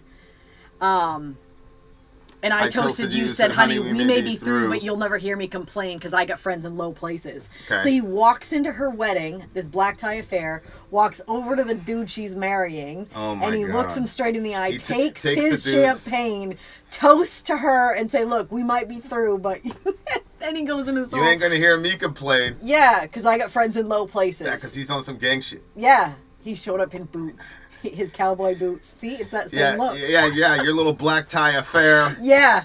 Them dudes can't clean up. They can't clean up. They got to be country. They're going straight from the wedding hall to the farm, man. Yeah. They're going back to work. So I was a little, not gonna lie, disappointed by like the missing chorus, because the missing part, because was the only thing that was different was they said the word ass. Is that really what happened? Yeah, he said, "Kiss my ass." That's over with. So that's the added part. Okay. Over with. I thought we were gonna get like more to the story. So. What do you mean? First of all, where do we see that? Let me see that verse 3. Where was it? Oh, I can command. Yeah. Hey, I didn't mean to cause a big scene. Just wait till I finish this glass. And sweet little lady will head back to the bar. Give it to me, and you can kiss. Yeah. Okay. So that basically is a continuation from verse 1. Okay. No. It was Right? It was good because we did get more of the story. So he basically tells her, like, because the whole time, he's toasting her, but then as he's going, he basically insults her as well. Like, he just, like, ruins the entire thing, because then he says... Look, Chuck says, every bouncer in the early 90s hated this song. I bet. You get a little liquid courage in there. And then everybody starts saying, getting different ideas. Yeah, they start getting different ideas. Like, hey, man, I'm sorry to take your beer. And the guy, motherfucker, knocks him out. You know what I'm saying? Like, you're not that guy, bro. Like, Garth Brooks said that, nigga. You're not Garth Brooks, bro. Remember, that's a song. And we already said these people are actors. It's not real life. But yeah, I guarantee you get some liquid courage in that bitch. You're like, you know what? You're going to go to the biggest, toughest guy, because I saw in the video, my man Garth Brooks went and snatched up this dude's Coca-Cola. He ain't do nothing, so I'm going to go in this bar. Whop! Boom, boom, boom! This is the South, bruh. I bet you anything there's a lot of... You know what it was like? It was like coming to Maine straight out of the Bronx, New York, and like seeing all the tough guys in Maine. I was like, what's this over here? Come down and see your little gang. What'd you call yourself? Well, I can see that because now that I've seen like more places, then I look at like what like Mainers were scared of. And I'm like, yeah, that wasn't really... That's what I'm saying. Like, yeah, it's context. It's, Stop. You're more likely to die from a fucking rodent over there than a... Yeah. But yeah, it's like, yeah, the guy who does the song could do that. You can't do that. I can imagine that happening in a club for sure. This song is really interesting, too, because of the class consciousness stuff. Not to modernize the discussion, but... Especially in verse 1, he's not in their socioeconomic class. Yeah, when he talks about her ivory tower later on, the like black tie affair. And it's hilarious to me because this guy is like the richest guy in country music history. What are you talking about, Ross? Like, what do you mean? So I thought that was really, really interesting. Like, this is a very class-conscious song. You know, your little black tie affair, blah, blah, blah. Well, yeah, he shows up in, like, the idea that somebody's boots could ruin your affair. So, like, it was very offensive to them that he showed up like that. Yeah. Because, yeah, exactly. Like, so he just showed, and, like, the black tie affair happened to be somebody's wedding, like. Well, the person that he used to date. Yeah, like, I don't know, bro. Like, that's pretty sociopathic behavior to me. Yeah, and to go take the guy's champagne. And you can tell the guy's a little bit scared in the eyes, so you're going to humiliate him on his wedding day because he's too much of a coward to fight you. Oh, he said he looked scared? That's what he said. Look, I saw the surprise and the fear in his eyes when I took his glass of champagne. That's what I'm saying. Yeah, that be happening sometimes. Dudes be scared of dudes. Some dudes don't even get out of their car. They see somebody they're afraid of. You know what I'm saying? But let there be no men there, you know. Yeah. They get real tough. Nothing but females there. Tough guy. Tough guy. All right. Anyway, okay, so what do you give this song? This one was not one of my favorites. Well, I'm very surprised. It's fun. I'm very surprised that 8.9. I mean, if you look at what he's dealing with in this song, it's class consciousness stuff. Mm-hmm. He's also talking about the war on drugs. He said, I'm going to be higher than your ivory tower. Just give me an hour or whatever. And he'll say, you know, I'll be in your I'll be higher than the white tower you're in or whatever. Yeah, what about it? Well, it's about drugs. Yeah, exactly. I'll be as high as that ivory tower you're in. So it's Yeah, like, exactly. it's a class-conscious song. It's a pro-drug song. Mm-hmm. It's an anti-pro-drug song. Like, it's... Interesting, I'm yeah. surprised that this is like a country... This must be a pretty big song. This is a country classic. Oh, yeah. Yeah. Isn't this the first Garth Brooks song we've covered? So it's like... I don't know about that. I'm very intrigued at the... There's a lot of things about the culture I didn't understand. Like, just because you're a redneck doesn't mean that you're not class conscious. Mm-hmm.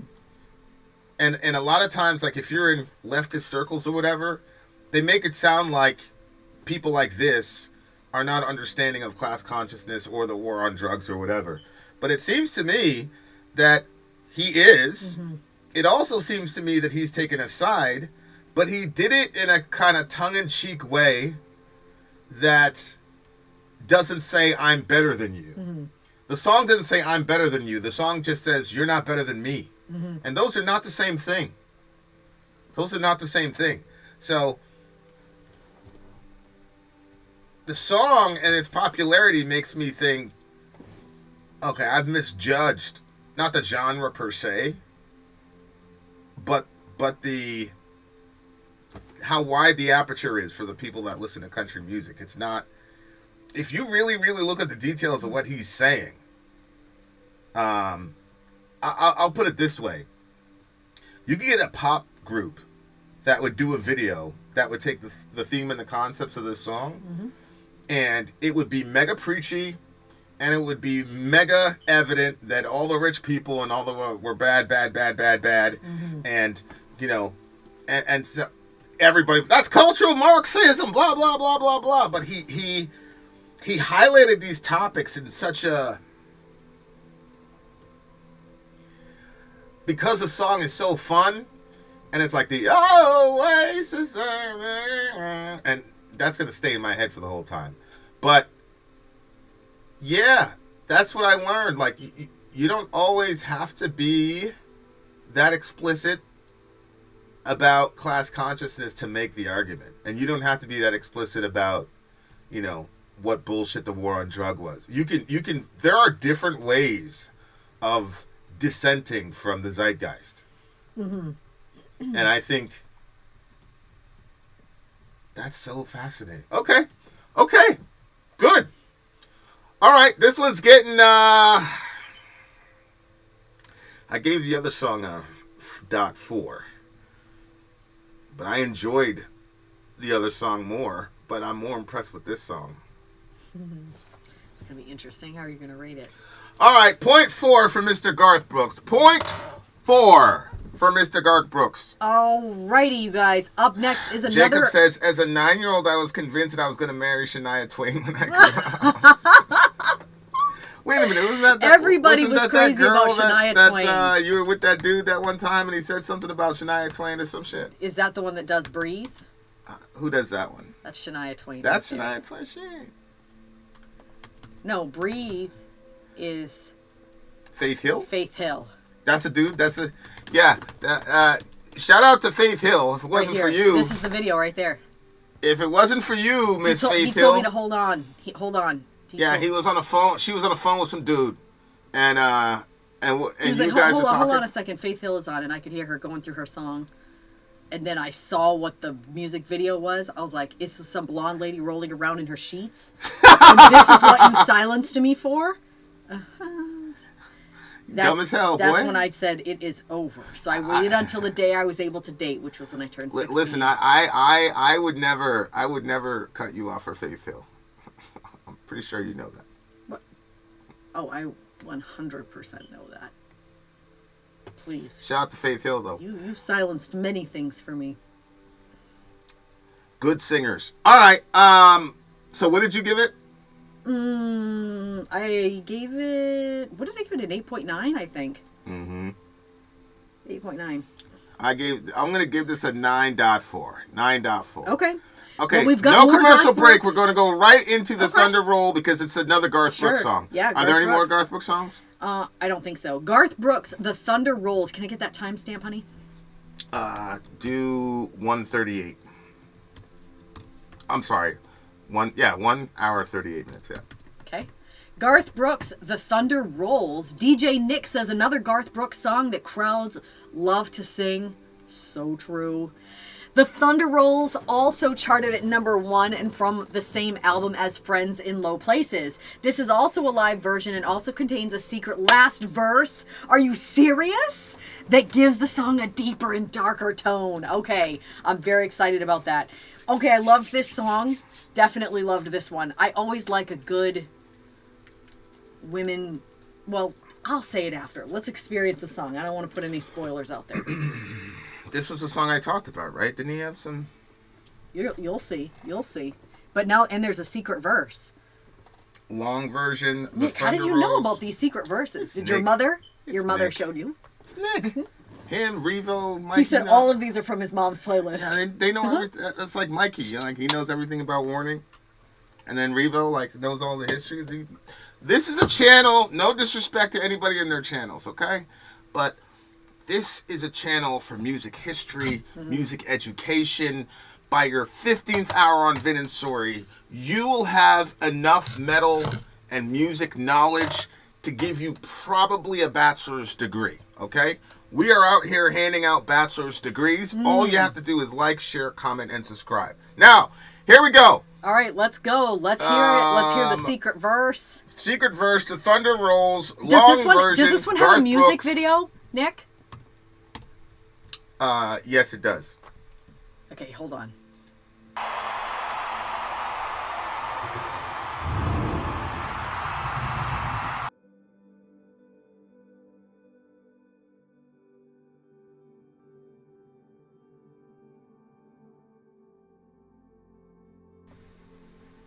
I don't know. Maybe it doesn't have it. It doesn't say it right off.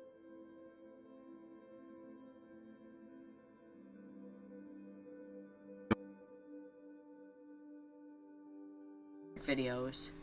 Maybe just add. I'm surprised that there is an actual video for this. Maybe it was too early. Too early? As in, like...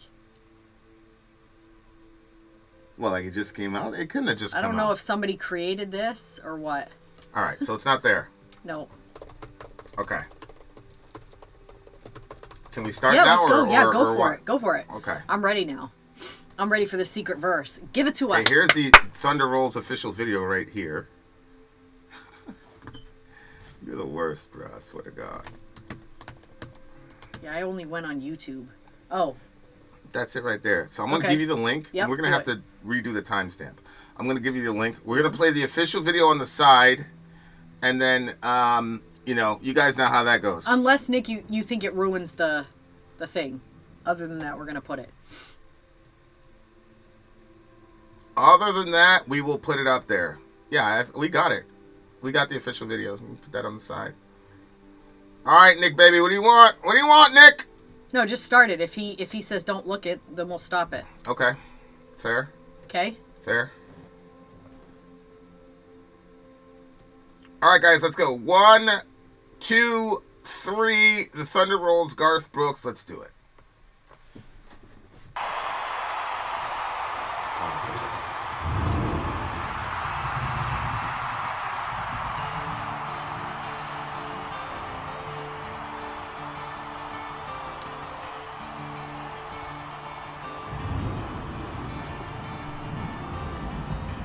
3:30 in the morning, not a soul in sight.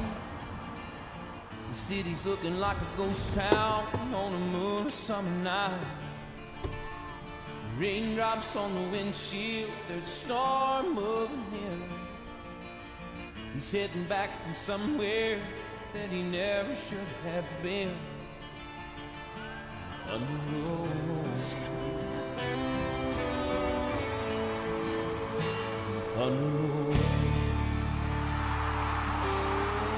Sounds like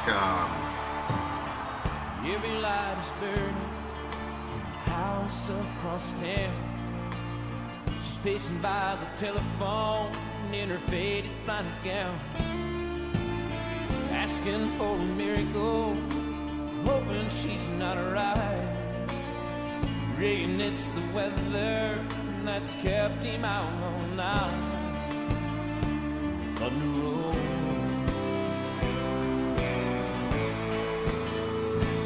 Thunder roll. Thunder rolls and the lightning strikes. Another love grows cold on the sleepless night as the storm goes on out of control. Deep in a heart, thunder roll.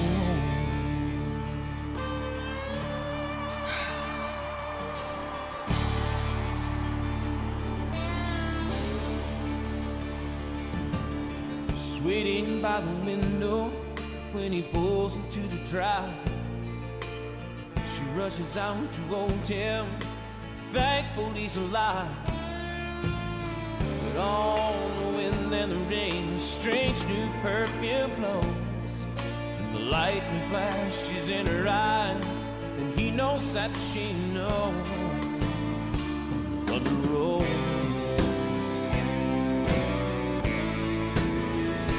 Thunder rolls. The thunder rolls and the lightning strikes. Another love grows cold, darling, on the sleepless night as the storm blows on out of control. Deep in a heart, the thunder rolls. Damn.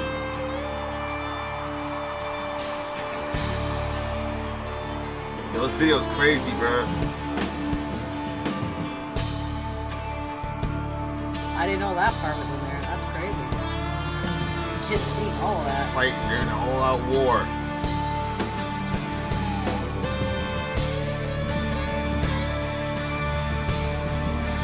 Whoa. This is country? Yep. She runs back down the hallway and through the bedroom door. She reaches for the pistol kept in the dresser drawer. Tells the lady in the mirror he won't do this again. 'Cause tonight will be the last time she'll wonder where he's been. Boom, boom, boom! The thunder rolls and the lightning strikes. Another love grows cold, darling, on the sleepless night as the storm blows on out of control. Deep in a heart,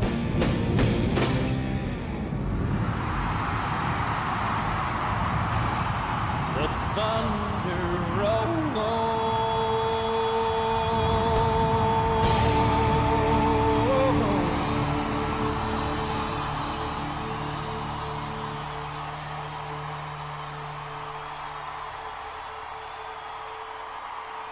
That was the third verse with the gun?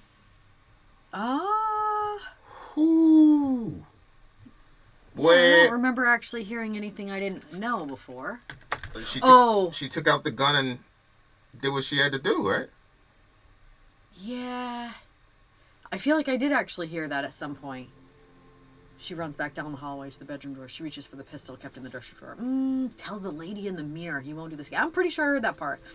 Wow. Yeah, but it's that, you know. No, I don't. Well, but this is what you're talking about. Yeah, There's always the woman. Right. Is always fighting back and killing folk. Right. She's the one that's getting violent here. But again, it's always in retaliation to either abuse or infidelity. And in this case, killing? Yeah. Oh yeah. You're gonna kill somebody for infidelity? That's what the country. Yeah, I mean they don't all kill, but there's a couple crazy. of them. There's another one where she's what's the name of that one? It's so funny. I loved it. I know she's sitting there with the cigarette waiting for him to come home, and she's waiting there with her shotgun. I can't remember. Light a cigarette. Because she cheated on him? I think so. Yeah, it's another. Or one he of those. cheated on her? Yeah. But just the way it's so terrible. That like explains when you a lot actually... of our relationship. Oh my gosh! Oh babe, I'm so sorry. You've been wonderful. Yeah. So I always liked songs like this because I think the women that were around me all sort of had like a feminist air to them. So there was this, like, we would never have said, like, we don't need no man. Like, we'd have never said something so crazy as that. Because we definitely all wanted, like, a relationship or whatever. Obviously. Yeah. But at the same time... Obviously. There was this, like, okay, never trust a man, like, never really, like, you know what I mean? Like, always have a plan B just in case. Jake's like, you better behave, Vin. He's like, these white girls will shoot you, boy. End up doing one of them, this is for my homie songs. This is for my homie. Yeah, if you ever see me get one of those Alexa things so you can tell what song to play, be afraid. Be afraid, don't feel. Murderer. Anyway, so, you know, in the song, you kind of see, like, so there's this, and maybe it's in evangelical culture or something, that, like, women... There's like sort of the patriarchy sort of situation. But in these songs, it was like, okay, yes, the patriarchy, the man being the head of the household, all those things. But there's a certain line that if they cross it too far, then she's going to get even. And the way that she gets even is like, she could have gotten even all along when stuff was happening to her. But she was holding back. But now she's definitely getting even. And then it gets to that point where in this song, I mean... This reminds me of the Christian music that my mom used to listen to. What? It replete with the... the sound. No, the whole thing. The content? There's this guy named Don Francisco that does story songs. Yeah. Like what we're seeing here. With that kind of guitar kind of profile. What kind of country was that? I don't know. This was one I liked. This is significantly different than the shit you hear on the radio now. Like, there was a lot of depth to this song. I mean, this was played on the radio a lot. Somebody said like, that they stole the riff from November's Rain? Yeah, November Rain. Yeah. There was one, that opening riff really did sound like it was derivative from something else. Yeah, but I don't know which one came first. I'm pretty sure November Rain came out because that was in the 80s. That was Guns N' Roses. Oh. So that had to be the 80s. See what I'm saying? All right, so what did you say it was again? Garth Brooks, The Thunder Rolls, and November's Rain. November Rain. November Rain. In the cold November rain. All right, so here goes. Let me see.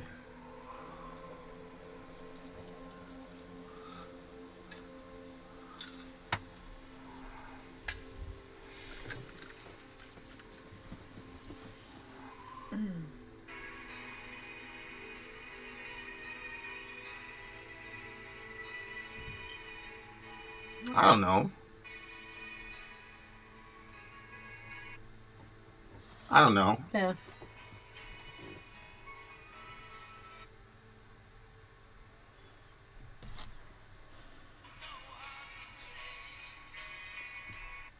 You know what? I actually think Metallica's Unforgiven sounds closer.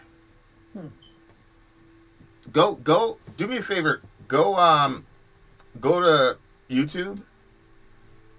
Because we're burdening this computer too much, apparently. Go to YouTube and type in The Unforgiven. Okay. Metallica. All right. Yeah, just play it. Play it loud for a second. Take this? Yeah. Well, let me pass this. All right, so I'm going to go pull up this Garth Brooks song and, like...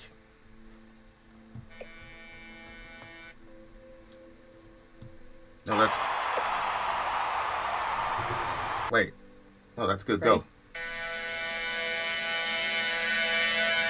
Watch. Okay. And then, now, pause it. It is kind of the same. That part is.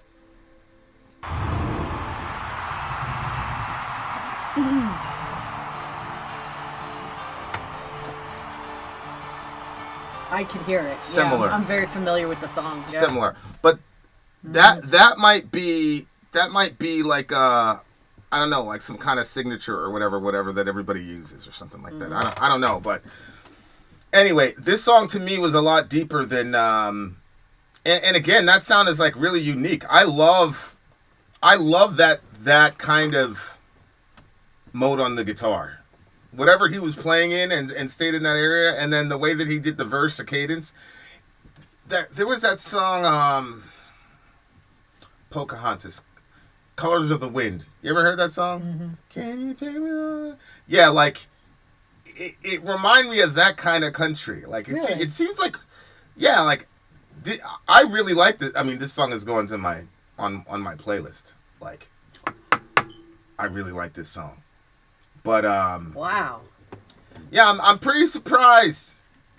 But I haven't heard a country. I haven't heard a country song like this. Other than this song ever, other than Don Francisco, who now I realize that he was a country guy, but all the songs were like that. Mm-hmm. Like we did the remember that one, Adam, Where Are You? That whole one. Which one? Adam. Yeah. Where are you? Oh yeah. They all sound like that. Yeah. So this is the kind of shit. Who knew? I grew up listening to stuff like this. I just didn't know it was country because it was Christian, you know. Yeah. Yeah, I could see that. I like the poetic nature of like, okay, it's a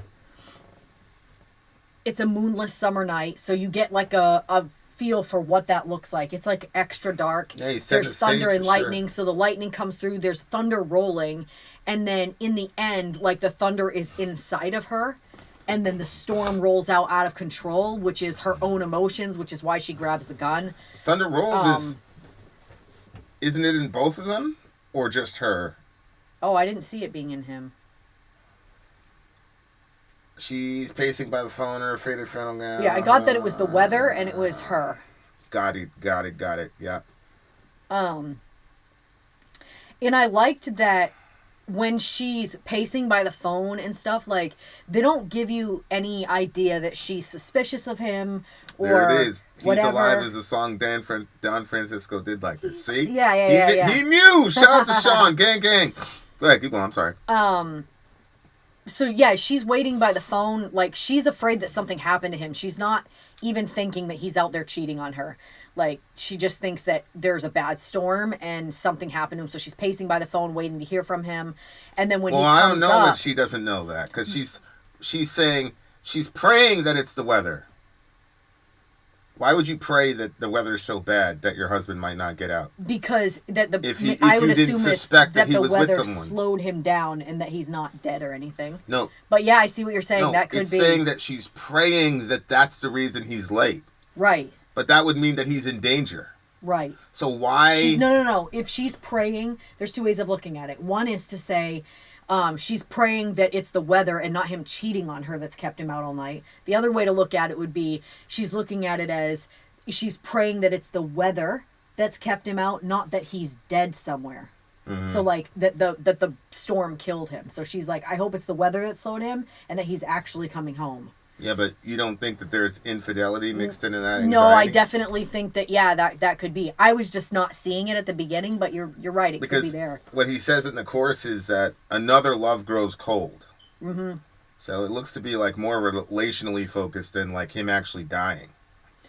Well, it looks to me like she's saying... But see, it says over here, she rushes out to hold him, thankful he's alive, which means she was afraid he would be dead. Mm-hmm. So then she's saying she's hoping that the weather slowed him and not killed him. But on the wind and rain, a strange new perfume blows, the lightning flashes in her eyes, and he knows that she knows. And the thunder rolls. Another love grows cold. So... And then she kills him. Well, didn't he put his hands on her, though? No, he didn't. Not on this one. She runs back to the hallway, to the bed. She's just, the thunder is rolling inside of her. And so she kills him. She killed him for cheating on her? Yep. Holy hell. Mm-hmm. Okay. That's really fascinating. That is so fascinating. I told you, if the men go off sideways, the women will get very aggressive And that's acceptable in country, but you don't hear about men. If men do anything... Acceptable. Encouraged. It's encouraged. It's encouraged. Yeah, it's crazy. I'm surprised we don't see more of these murders happening routinely with y'all. Or maybe we do and everybody keeps saying it's an accident. I don't know. Holy hell. Vin would be a Samuel L. Jackson type of Jedi, 100,000%. What's up, Applejack? So this one was always a fan favorite. Wow. I always liked this one. Like I said, liked that? Yeah, I liked this song. This is the thing that gets me about the whole like patriarchy discussion with women. I was just watching Pete Hegseth's Confirmation, and the dude's like, "Okay, so you've been married 3 times." Hegseth's like, "Yep." He goes, "The first relationship you had, it ended because you cheated on her." Yep. And the second relationship ended because you cheated. And they just went all in a dude's personal life. Dude's wife was right behind him too. But I mean, they were prepped. They knew what it was. Whatever, right? But like he starts going in like you cheated on your wife while she was pregnant and you did it again and blah blah blah. And I just thought to myself, can you imagine Kamala Harris in one of these meetings where people start tearing apart the fact that she did XYZ thing? What would be the first thing everybody would say? This shows all the deep-seated misogyny in the United States. This dude cheated on her, and so she blew him away, and it's like a legendary song of all time.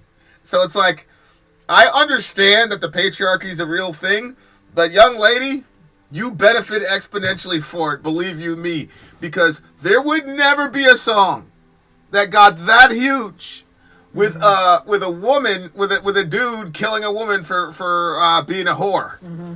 Right? Like if he's like and he looked into the mirror, took the gun that he bought from the store, and he looked himself in the face and said, "We ain't gonna deal with that whore no more." Bang! What would happen? Yeah. Oh my God! It would be a conniption fit.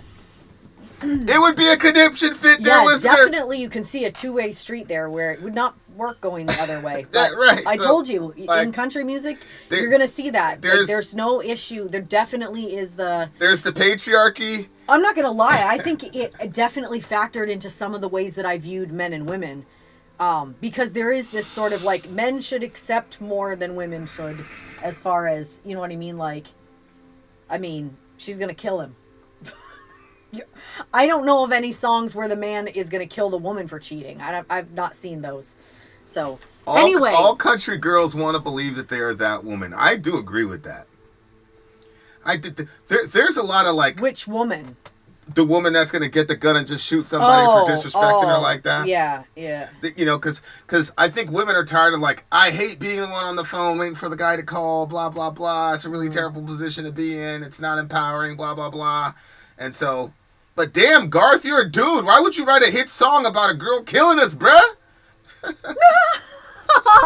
Damn, this man sold out. That's valid point. He said, "Man, just watch my bear, nigga. I'm about to make millions of dollars on this bitch." Sold out. Well, you got on the number 1, right? yeah. Because all the women were like, Garth understands us. We would never have to shoot and murder him. All right, 9.8 he understands us. For me. 9.8. All right, this song is sexist as hell. But this song is an all-timer. I have to give this one a 10, unfortunately. Unfortunately, I have to give it a 10. It probably is a 10, to be honest with you. Yeah, this one's definitely going in a All right, put it in a 10. Okay, you gonna put the confetti? Oh, what? So you're going to give it a 10, too? Yeah, because... Yeah, I'm surprised. I think maybe you wanted to give it a 10, but like you... No, I really didn't even think about giving it a 10. Yeah. No, it was supposed to be confetti. It just... Oh, man, nothing's ever... Hey, just don't kill me, okay? I'll do my best to get the confetti. You know, I'm sorry. Please don't murder me. It's this button. Which one? That one? Yeah. All right, here, there's a funfetti. Please don't... Hey! Thank you. So I guess the kids will be able to see me now. Okay, yeah. All right, guys, Johnny Cash... I don't know if I gave that song a 10 because of my mom and the way that I grew up, but this is one of his big songs, right? Mm-hmm. Like, the Low Places song is probably going to be a little bit more popular because this one's a little bit dark, but this is right? I mean, this has got to be... Great song. A hit song of his. So, I mean, I knew the title of the song. I didn't know that it was all murderous and shit. Holy hell. Yeah, it seems like also like a good song for like some little dark bar in the middle of nowhere. You're sitting down, the song rolls up on the thing. Yeah, like they should have had that playing in Lord of the Rings when they first met Strider. That's right. He's Thunder in the bar rolls, with the hoodie. Are you afraid? No, we're not afraid. You're a fool if you're not afraid. Switch or whatever. the words up a little bit. All right, you guys, we're coming back with some Johnny Cash. Jonathan Cash. We will be right back. Jonathan Cash is next. Yep. Vin out. Sori out. Gone. I'm Vin. I'm sorry. If you would like to get your song reviewed, dear listener, there's the Filthy Capitalist option. As Sori says, $125 gets you straight to the head of the line. You don't have to be part of the lines. You don't have to be part of the Get to the end, tell a friend, bitch. And the biggest thing is when I start to like you doing something, my friend, bitch. Right in front of everybody. $125 gets you there. You do that 3 times, and then get mashed down to the $75 rate for perpetuity. Yes. Also, there is a band review option. So if you've got a band and you're trying to get your band some exposure, hit me up at insori@gmail.com, and I'll show you the details about how to pull that off. You can also jump on Patreon, and there is a option on the tiers to be able to get your band reviewed. Obviously, we can't lie to you, so we can't guarantee a positive review. Get what you get. It's just rubbish. Rubbish. That's British for garbage. My favorite is the community option. $1 at the gate gets you in at Patreon. You get to join an alliance. The alliance joins their points together, and that helps determine what songs that we do. The alliances hang out on Discord. Message me on Patreon to get the link. And they do all kinds of other cool things. They do Minecraft, Dungeons and Dragons. Yeah. It's really a community within the community. Anybody can go in the village, facebook.com/Vin and Sori. There's 160,000+ people on the channel.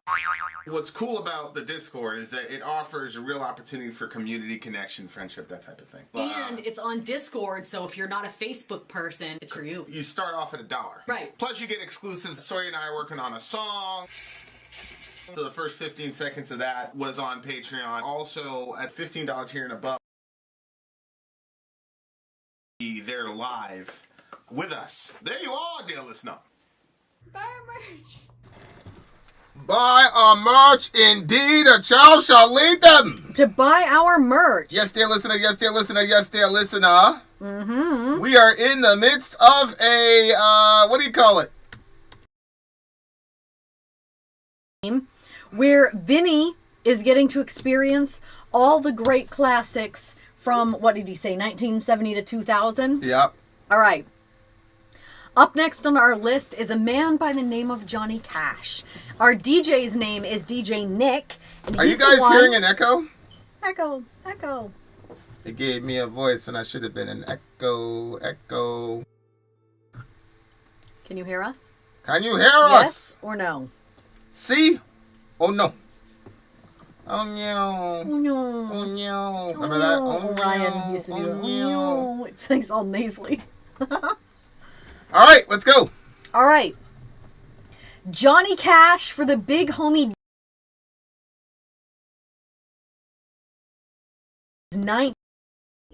The song takes its name from Cash's nickname, as he always wore black, of rebellion and solidarity with the poor and marginalized.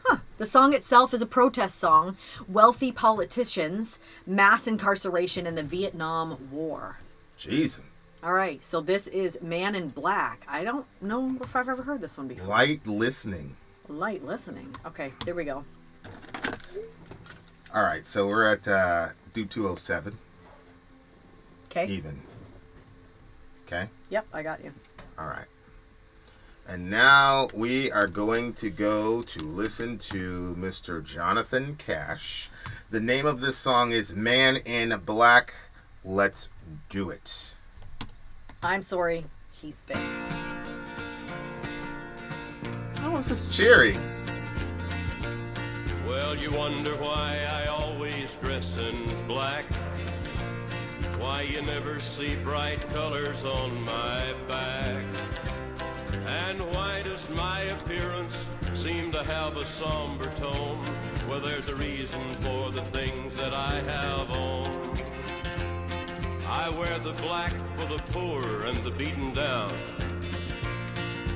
living in the hopeless, hungry side of town. I wear it for the prisoner who has long paid for his crime, but is there because he's a victim of the time. I wear the black for those who've never read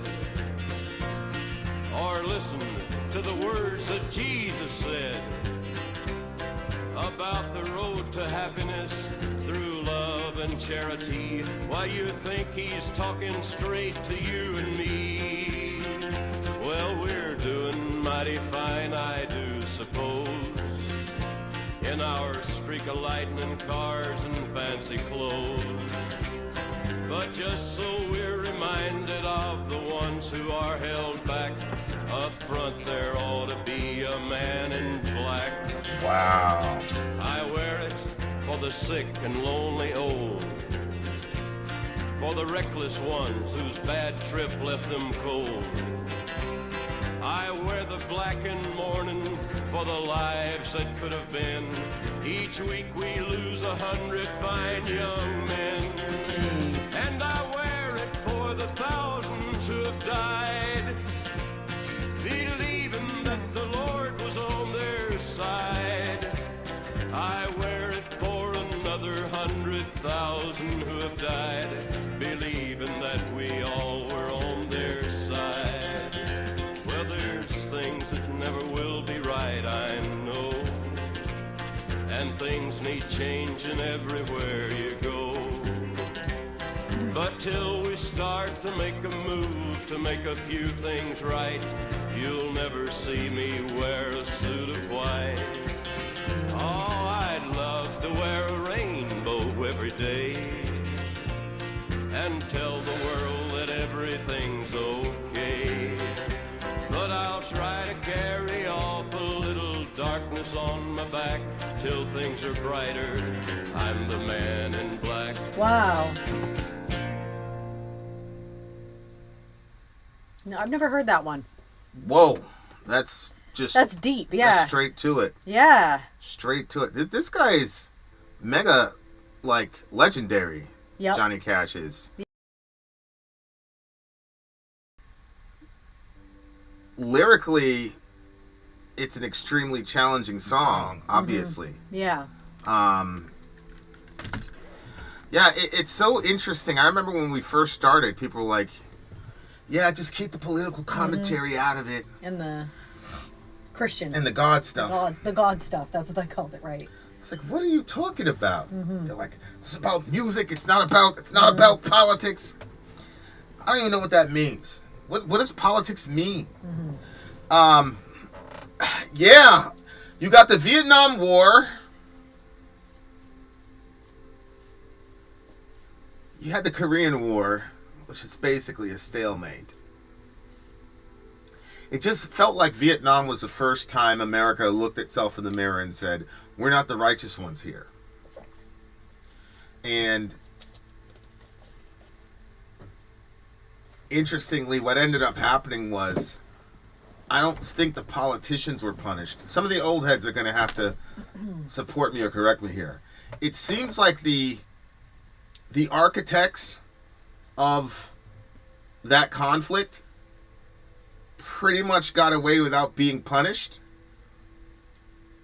by the zeitgeist, and they took that energy and directed all the animus to the returning soldier, many of whom were drafted, right? And so Vietnam was really marked the first time when Americans were not collectively celebrating the military-industrial complex. Yeah, And yep.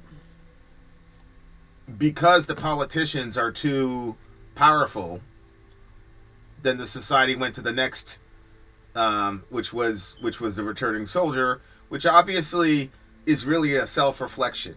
Because the guy coming home looks like you, talks like you, acts like you, but instead of being like this virtuous sort of, you carried the name of America, you made us look like horrible people on the world stage, and you and I look exactly the same. So it's showing me my own culpability in what's going on. And so in order to demonstrate my repentance, I'm going to crucify all these people. And that's what happened. We had an entire generation of disaffected people coming back from Vietnam many of whom went not of their own volition. Yeah. And then their country turns on them. Yeah, that wasn't right. And put them all through the streets in the cities in the 60s and 70s. Like we had a bunch of soldiers on crosses all over the place. Yeah, it shouldn't have been. It's tough, It shouldn't have been. What are you talking about? I'm saying they were essentially crucified for the sins of our country. Yes, and that's the thing. If we were collectivists, then we would say, okay, we got into this situation because we all are culpable here. From the people that made the decisions, the people that voted them in, to the people that didn't stop it, whatever. But all of us are responsible for whatever mess that we're in because we're all in this together. Mm-hmm. So for whatever your responsibility is, did you capitalize on your responsibility to the 100% that you could? Most of us would say no. A lot of us fail and falter in those different things. So, but everybody was responsible. But instead, we want to take the responsibility off of us and throw it all onto the soldiers that, like you said, some of them were even drafted over there. A lot of them were. But just put everything on them because we don't want to take it on ourselves. But then you are making people that went through war and saw death, who are already traumatized, even more, because now they have to carry the guilty conscience of your soul, because you don't want to take any culpability, so put it all on him. Never mind that he just got done seeing death and taking part in death. Now you expect him to also carry your burdens. It's crazy how those soldiers were treated. Crazy. Yeah. And so it's like yeah. That's wild. And like, people do not understand, and I'm glad, the hell that war is. Mm-hmm. It's hell. And a lot of the people that engage in it never really escape that. I mean, that picture that you showed me of that guy 3 years later. Yeah. Yeah. So it's a brutal business, but it's really interesting. Like, you go through these stages as a Christian where it's like you have this separation of church and state in your mind. So it's like what happens in the church is over here. Then what happens in the world is over here. But the more I look at history, the more I'm like, we have the only answer. Because, okay, so this guy's coming back. Yep. He did a bunch of evil shit on behalf of a government that told him to do evil shit. Mm-hmm. And you would have been exactly in this guy's situation. You literally got off because of a lottery. Literally. Yep. But this guy was representing you overseas. Mm-hmm. And every American, even though they talk about radical individualism, they're all collectivists. Yeah. And we know that because the minute that Kaepernick did a protest about the flag, they didn't say, great, he's exercising his First Amendment right. They said, oh, that's a flag that's supposed to what? Bring us together. Uh-huh. Mm-hmm. Right. They were saying, this is about our collective, and you're doing something, you're individuating something that's part of the collective, and you're bad for that. Mm-hmm. Right? And Cap was saying, yeah, but I'm not united with you. Exactly. Yeah. Because I'm not going to accept an America that doesn't look at me as an equal. Now, whether or not he was right in his argument, that's not my point. My point is, that's what he did. Mm-hmm. And the reaction demonstrates very clearly that when it comes to power, prestige, strength of the military, the Olympics, exactly. Americans become collectivists. Mm-hmm. We won. Mm-hmm. We did this. We did that. Mm-hmm. Okay, and we sent that guy to Vietnam, and he came back, and now all of a sudden it's not about America. Now it's this individual guy. He's the problem. Mm-hmm. Because if we say that he was an agent of America, that means I'm guilty. And I don't want to feel guilty. You know why? You know why people don't want to feel guilty? Because they don't have an atonement. Exactly. That's what people don't understand. It's like, if you won't have the crucified Jesus, you will crucify everybody else. It's so true. These guys came home. They're a reminder. Like I said this yesterday when I was talking about the ceasefire thing. Mm-hmm. And these Muslims are celebrating and saying Allahu Akbar and all the rest of this stuff. And I said, they're not celebrating justice. They're celebrating the idea that maybe their kids will live tomorrow. That place is a complete ruin now. Yeah. So I hate billions of dollars going to Ukraine. I hate billions of dollars going to Israel. But we sent billions of dollars against a group of people that had no means of fighting back or retaliating. Yep. And now we're saying, okay, you guys can't kill those people anymore. Yeah, but you decimated this entire... What are these people going to do? It. What do they have to come back from? I said, we did this. Yeah, we need to fix it. We did this. Yeah, I'm completely good with our money going over there to right? fix that. So I would love Americans to get that billion or whatever dollars, but I also truly believe there's a God in heaven, and we finance the destruction of these people's land. Yeah, that's crazy. And so, like, as an act of homeland security, pay these people, rebuild their environment so that God doesn't sink us into the ocean. But again, but even, like, sure, like, for all those reasons, they're all really good, valid reasons. But even just, like, when are we going to stop and actually love our neighbor? When are we going to love other human beings like we love ourselves? When are we going to care that another mother had to watch her kid cry from beneath rubble when we don't even want our kid to miss out on a toy at Christmas? Like, literally, I've seen posts all over the place, you know, of moms when Christmas came around, if they couldn't get gifts for their kids. Like, it was like the end of the world. But these moms were like, you know, not really a big deal that's happening over there. Some, you know, so I definitely think, like, this has happened. Like, we should 100% be good with sending the money over there to rebuild that. Like, those are other families. Like, it's so crazy the way that we look at things and how little value some human life has. It's just crazy. And you know, when you have a secular state, secularism can never get you an atonement. Never. So because secularism can't get you an atonement, they're gonna find a way to propitiate the wrath, whatever it is. And so it's like, you can't, if you're a secularist, you don't really have a grounding for objective morality, but none of that matters when you see Jane Fonda talking about a Vietnamese baby who just got killed. All your moral relativist bullshit goes out the window, and you're confronted with the fact that, nope, there's objective good and evil, and you are not on the side of good. You and your country are the bad guys. You know, when you used to read about Alexander the Great terrorizing people, all the Mesopotamian kings terrorizing people. Americans have a really hard time with saying, now we're here. And Vietnam was the first time that American propaganda could not work. It's easy to talk about killing the Japs because of what happened at Pearl Harbor. Everybody hates the Germans. But Vietnam, we couldn't find a way to justify ourselves for it. And now, look, it's still the same way. It's just different. So, like, you have cancel culture. And these people have to come on and they have to do some ritual of apologizing and blah, blah, blah, blah, blah, blah, blah, blah, blah, blah, blah. But they're still never going to let you off the hook. Why? Because we have no atonement in secularism. There's no way to say, okay, this price has been paid, so you can start again. They don't have that.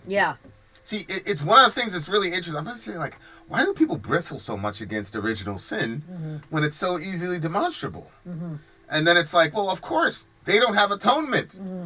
So if you convince these people that they're born sinners, because they don't have atonement in their head, they're hearing you're completely and totally irredeemable. That's how they're hearing it. Because, so like, people have to understand, like, atonement is so important. Well, atonement is connected to a risen Christ. Jesus died on the cross to clear us of our guilt, to clear us of our sin, but then he rose from the dead, so now we have a living Savior. So that changes things. You know, but when those things are separated, it's like you said, like, there's no atonement, there's no place to put it. But, you know, if God can, go ahead, I'll let you go. Well, it's one of the things that's really fascinating is I'm watching people's response to the ceasefire. Because you would figure that the people most vocally supportive of a ceasefire and the most happy at an actual ceasefire would be the leftists, right? Because the leftists were the ones doing the protests at the Ivy League colleges. The leftists were the ones shutting down highways for the sake of these Palestinian people. But it was also the leftists who told us we had no choice but to vote for Kamala Harris. So now, 2 or 3 days before this man is signed in, sworn in, just on his energy alone, we made more progress on one visit than the year since October 7th of 24, 23. Mm-hmm. And instead of being overjoyed, to a man, they all looked disappointed and upset. I said, this is a really interesting phenomenon. You guys were the ones that were the moral conscience of America during this time. Mm-hmm. But now, because Trump got it done, and it's undeniable that it's Trump, crazy. Now we're going to pull back and say, well, and you can just tell they're not happy because of the way in which it happened and here's the implication for why they can never be happy about it. Because they knew, because Kamala and Biden had already supported these people, had already sent them billions of dollars. Biden would come out and say, yeah, we're getting very close to a deal. Literally the next day, Bibi would say, hell no! There's literally video of the one of the ambassadors talking to a group of IDF captains or whatever, talking about how we could do whatever we want, blah, blah, blah, blah, blah. How many times have they even said anything about it, da-da-da? Because they knew that Biden was weak. And so you voted to continue a genocide while being the moral conscience of the country. Yeah. And then the people that you've been judging for the last 6 years, the MAGA people, their guy got it done. Yep. And instead of saying, I don't give a damn who got it done, these people are celebrating in the streets. This is great. Nope. Because it wasn't done by the person that I wanted. It was done by the people I'm judging. And if the people I'm judging were right, what does that make me? Well, it makes you a person holding the bag because you voted for a genocidal regime. Yep. Yeah. And because they cannot deal with that, because they don't have a doctrine of atonement, now they're disappointed at Trump, and now they're waiting for the thing to fall apart just so they don't have to give that man his credit. Some of them have basically said we should basically be chaos elements in the government to make it so it doesn't really work out. You were listening to one group that was saying that. Yeah. It's crazy. Dwayne, stop. Stop it. Even leftist outlets understand that Biden had nothing to do with it. The other thing too can we please look at reality, guys? Please, I understand people don't like the president-elect. That's fine, but we should love Palestinians more than we hate Trump. And no, I would put my firstborn on it. Joe Biden had nothing to do with this deal. Bibi Netanyahu was mocking him for a year, disrespecting him for a year. Thereby disrespecting America. The only thing that changed this was Donald Trump, period, end of story. And I don't give a fuck who did it. All I care about is there's a light at the end of the tunnel for these people. And I'm not celebrating either because we need to find some way to make this right, what we did to these people. Yeah. So I'm not celebrating it. I agree. So, like, I love cash. Like, gotta rebuild. There's always, you gotta let folks know in whatever form you protest. You gotta let people know, like, the way things are is not cool. The way things are is not cool, and we need to get over the ridiculous judgmentalism in politics. If you're on the left, I'm sure you're on the left because you sincerely believe it's the best thing for the country. I think you're wrong. I think you're wrong in certain aspects, but I get your motive. Same thing in the right. I think there are some things in the right wing that are completely antithetical to the Christian gospel and can never be harmonized. And by the way, I specifically said it was the leftists that were the moral conscience because unfortunately the evangelicals were on the side. There are evangelicals mad at Trump right now for forcing the ceasefire. That's the thing that's crazy to me about both sides. Don't get it twisted. There's a lot of right-wingers that are upset. All these evangelical, Ben Shapiro worshiping, all whatever, they're talking about, oh no, God's going to judge Trump, blah, blah, blah, blah, blah, blah. It's insane. So, like, you're more married to that theology than you are to the lives of these Palestinians, and you're supposed to be representing Christ. What are we doing? I know. What are we doing? Like, You got evangelicals now upset that somebody was like, oh, look at that, they're dancing in the streets. Yes, they're not going to get bombed today. What are you talking about? Oh my gosh. Well, no, they have till Sunday to get bombed. So, it's a Sabbath. We can't kill children on the Sabbath or whatever. Come on, guys. The other thing, too, is it's the left that was able to see that the pro-lifers had a big gapping hole in their ideology, I guess you could say, because we do not, we're not okay with aborting a child in utero. We say life begins when sperm hits the egg. Sperm hits the egg. That's when life begins. And there's no maybe it's something else for us. But at the same time, a lot of pro-lifers are okay with all the bombs going over. Correct. Like you said, here they are Correct. saying, about the ceasefire even. The upset at Trump for the leftists are ceasefire. able to look at that and say, you guys are inconsistent, which was why when a progressive asked you the question, he was a little surprised by your response, because you not only cared for the life of the baby in utero, but you also cared for the children that would get dismembered or whatever during for bombing. 26-year-olds who were aging out of their right insulin mothers and fathers' insurance, and then start rationing insulin and dying. Rest in peace. Rest in peace, Brandy. Jeez. Did I tell you what her name was? Her name was Brandy Cochin was her name. Yeah.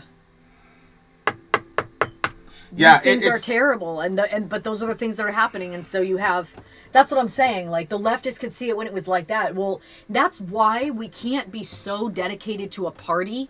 But like for us, we're dedicated to the principles of Christ, because those principles, they live out and they're full of wisdom that increases life instead of taking it away. But some of these, they get so focused on a party that they can't say our party is wrong for this. But if all of us could point out what was wrong with our party, and then Because we could they're this is literally like, in like church culture when we were growing up, I was just about to say everybody's that. church had the perfect sermon. I was just Every about to say pastor that. had the perfect sermon. No flaws. Everybody loved church. Nobody was bored. But nobody could admit what was actually, like, that's why sometimes I'd be like, church was really boring today. How was your church? Because I was like, can't we have a real conversation? There's no way your pastor always preaches a good message. Come on. But it's the same thing with this. Like, you just praise your party because you don't want to admit that there are flaws in your game. But if the goal for all of us is humanity first. There's no flaw in your game. It's your soul. You're bad, just like all the rest of us. That's what this is what this is exposing. Yeah. I did not know about secular judgmentalism until I started the channel. But secularists are just as judgmental as religious people. Yeah. And when this is a reason, like, you don't want to, they don't want a gay guy being a hero, because you spend all this time judging the gay dude. Now he's a hero. You're not going to give it to him. We've seen evangelicals do that too. You know what I'm saying? It's like, okay, this concept is more important than the actual image of God in front of you. Yeah. Right. This theory is more important than this person's daughter. Yeah, that's You're telling these people to send their daughter to some camp to de-lesbianize her. Oh my gosh. As if she's got the plague or something like that. And then the kid kills himself. We're gonna blame the LGBT community. We're not gonna blame ourselves. This is what I'm like. We love to judge. Right. Everybody loves judging. Right. And then we all want to be Americans when it's convenient, but when it's time to absorb some blame, now we're individualists and I had nothing to do with nothing. Yep.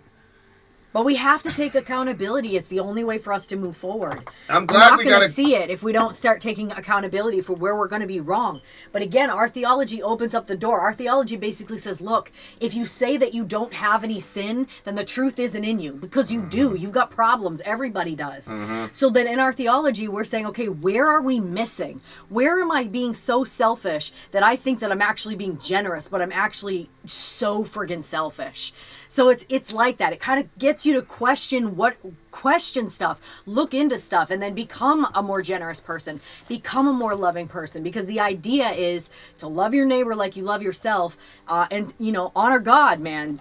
The person whose motives you should be the most skeptical of are yours. Yeah, 100%. Because human beings' penchant for self-deception is impossible to measure. Sometimes I watch people, I'm like, why are you so sure that you were telling yourself the truth? But yeah, so Johnny Cash, man. One of the things that I've been doing, this might be helpful to other people, I don't know, is there's certain flaws in my person that I recognize about myself. And then there are expectations or basically wishes of how I wish that I was. And so a lot of times when I do something that causes like a frig up, I'm trying to do better with the cursing, in this area, if it seems like it's over more toward the mistake side, I might want to be like, oh, well, it was, kind of make excuses for it. But instead, I ask myself, like, let's say I'm inclined toward being really selfish if it's past 3 o'clock in the morning. Then I could ask myself. Ridiculous. Well, I know it sounds ridiculous, but because of our sleep schedule, you know, but like. Totally understand. Yeah. So like, you know, maybe I'm inclined toward that, or maybe I'm inclined toward a certain type of like thing that hurts other people. Then I could ask myself like, wait, what's my motive for why I'm doing X, Y, and Z thing? And is it possible that it's serving that negative side of my personality? And if there's a possibility that it is, then I really start questioning it. Because if it serves that purpose at all, it could be that I'm trying to make myself think it's better, but it's actually serving that negative side of myself. I asked one of the kids, like, I said, if you were delusional, how would you know? Exactly. And he goes, well, how do you know? And I said, the people around me. The people around you, yeah. If everybody's telling you the same thing, bro, like, if you're an American, the people around you have been saying for quite some time, like, you guys are fucking up the world here. And, like, you know, we just got to stop being defensive about it. It was a really, really good song. I don't know if we... See, here's the thing. Like, today's artists are allowed to criticize the government so long as the government is the enemy. So if you make a song, if I made a rap song about how much I hate Trump and all the rest of it, oh, this is great, da-da-da-da-da. But if you make a song about, you know, criticizing the left, saying, you guys brought Trump on us because in 2016, well, not criticizing the left, criticizing the Democratic Party. 2016, Bernie would have beaten Trump. And what the Republicans are enjoying now, we could be dealing with right now. But you can't make that song. You can't make that video. Yeah. So and it's the same thing with the right. They will not allow self-critique. You critique the other side, and then you know, again, you individuate yourself from the other side. Say these people over here, they're not real Americans. See what I'm saying? Yeah. So it's just it's if we don't have a person like this, because people like this are not supposed to be immediately embraced. They're supposed to be embraced by the misfits of that generation. And then after the generation is gone, when the person dies, then they look back and say, that guy was the man. But when it was happening, I promise you a lot of people were mad at Johnny Cash. I promise you. Yeah. But now, you know, we're decorating the graves of the prophets, as Jesus used to say. Wow, yeah. Yeah, Johnny Cash, man. Respect, salute. Yep. All right. I'm still gonna say I like the pop song better though. 9.6 for me. I'm gonna give this one a solid 9. 9.6. We've got some Kenny Rogers up next. You're gonna run the commercial. Kenny Rogers up next. We got more country songs coming for you, beautiful people. Thank you, everybody that stayed tuned once we were talking about the political stuff. It is what it is. It be what it be. We ain't no cowards in this bitch. We will see you on the other side of the break. Vin out. Sori out. Commercial break. Let's go. I'm Vin. I'm Sori. If you would like to get your song reviewed, dear, listen up. There's the filthy capitalist option. As Sori says, 125 gets you straight to the head of the line. You don't have to be a part of the alliance. You don't have to be part of the group. Wait a minute. And the biggest thing is you don't have to wait. You hop, skip, and jump right in front of everybody. 125 gets you there. You do that 3 times, and you get mashed down to the $75 rate for perpetuity. Yes! Also, there is a band review option. So if you've got a band and you're trying to get your band some exposure, hit me up at insori@gmail.com, and I'll show you the details about how to pull that off. You can also jump on Patreon, and there is a option on the tiers to be able to get your band reviewed. Obviously, we can't lie to you, so we can't guarantee a positive review. Get what you get. It's just rubbish. Rubbish. That's British for garbage. My favorite is a community option. $1 at the gate gets you in a Patreon. You get to join an alliance. The alliance joins their points together, and that helps determine what songs that we do. The alliances hang out on Discord. Message me on Patreon to get the link. And they do all kinds of other cool things. They do Minecraft. Dungeons and Dragons. Yeah. It's really a community within the community. Anybody can go in the village, facebook.com/Vin and Sori. There's 160,000+ people on the channel. What's cool about the Discord is that it offers a real opportunity for community connection, friendship, that type of thing. And it's on Discord, so if you're not a Facebook person, it's for you. You start off at $1. Right. Plus you get exclusives. Sori and I are working on a song.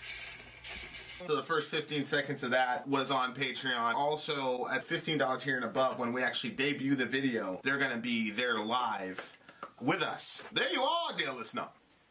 Buy our merch.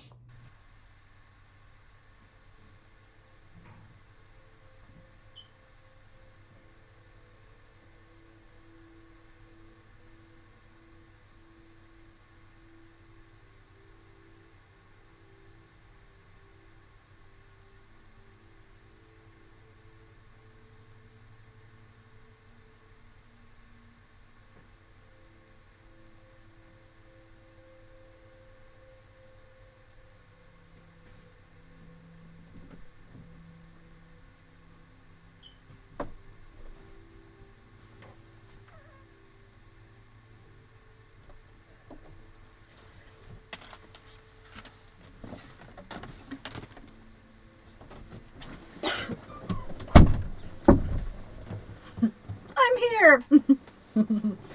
How is everyone? How are you? Vin will be back momentarily, and then we will start our country stream. In the middle of this stream, we're going to do a random Ask Me Anything. So, ask me anything, ladies and gentlemen. I'll even put on Vinny's smart glasses. Here we go. This, that's the thing. When it comes time for me to wear glasses, I hope I can find a design that's not so weird looking on me. So this is Every Day I Be Hustlin'. This came from one of our kids. We did Friendship Day, where we all gave gifts to each other. That was cute. Reza already gave his gift away. And I got binoculars. A set of binoculars so the kids can look at all the cool things and then maybe draw it on pictures. Because there's so much like wildlife around. And then another cool thing that I got was these guns. They're like kind of Nerf guns that pop out these balls. There's green and there's orange. And so we split off into teams, and it's basically like a capture the flag type of situation. But I got, each package comes with 2 guns. I got 6 guns. Unfortunately, I really should have got 8.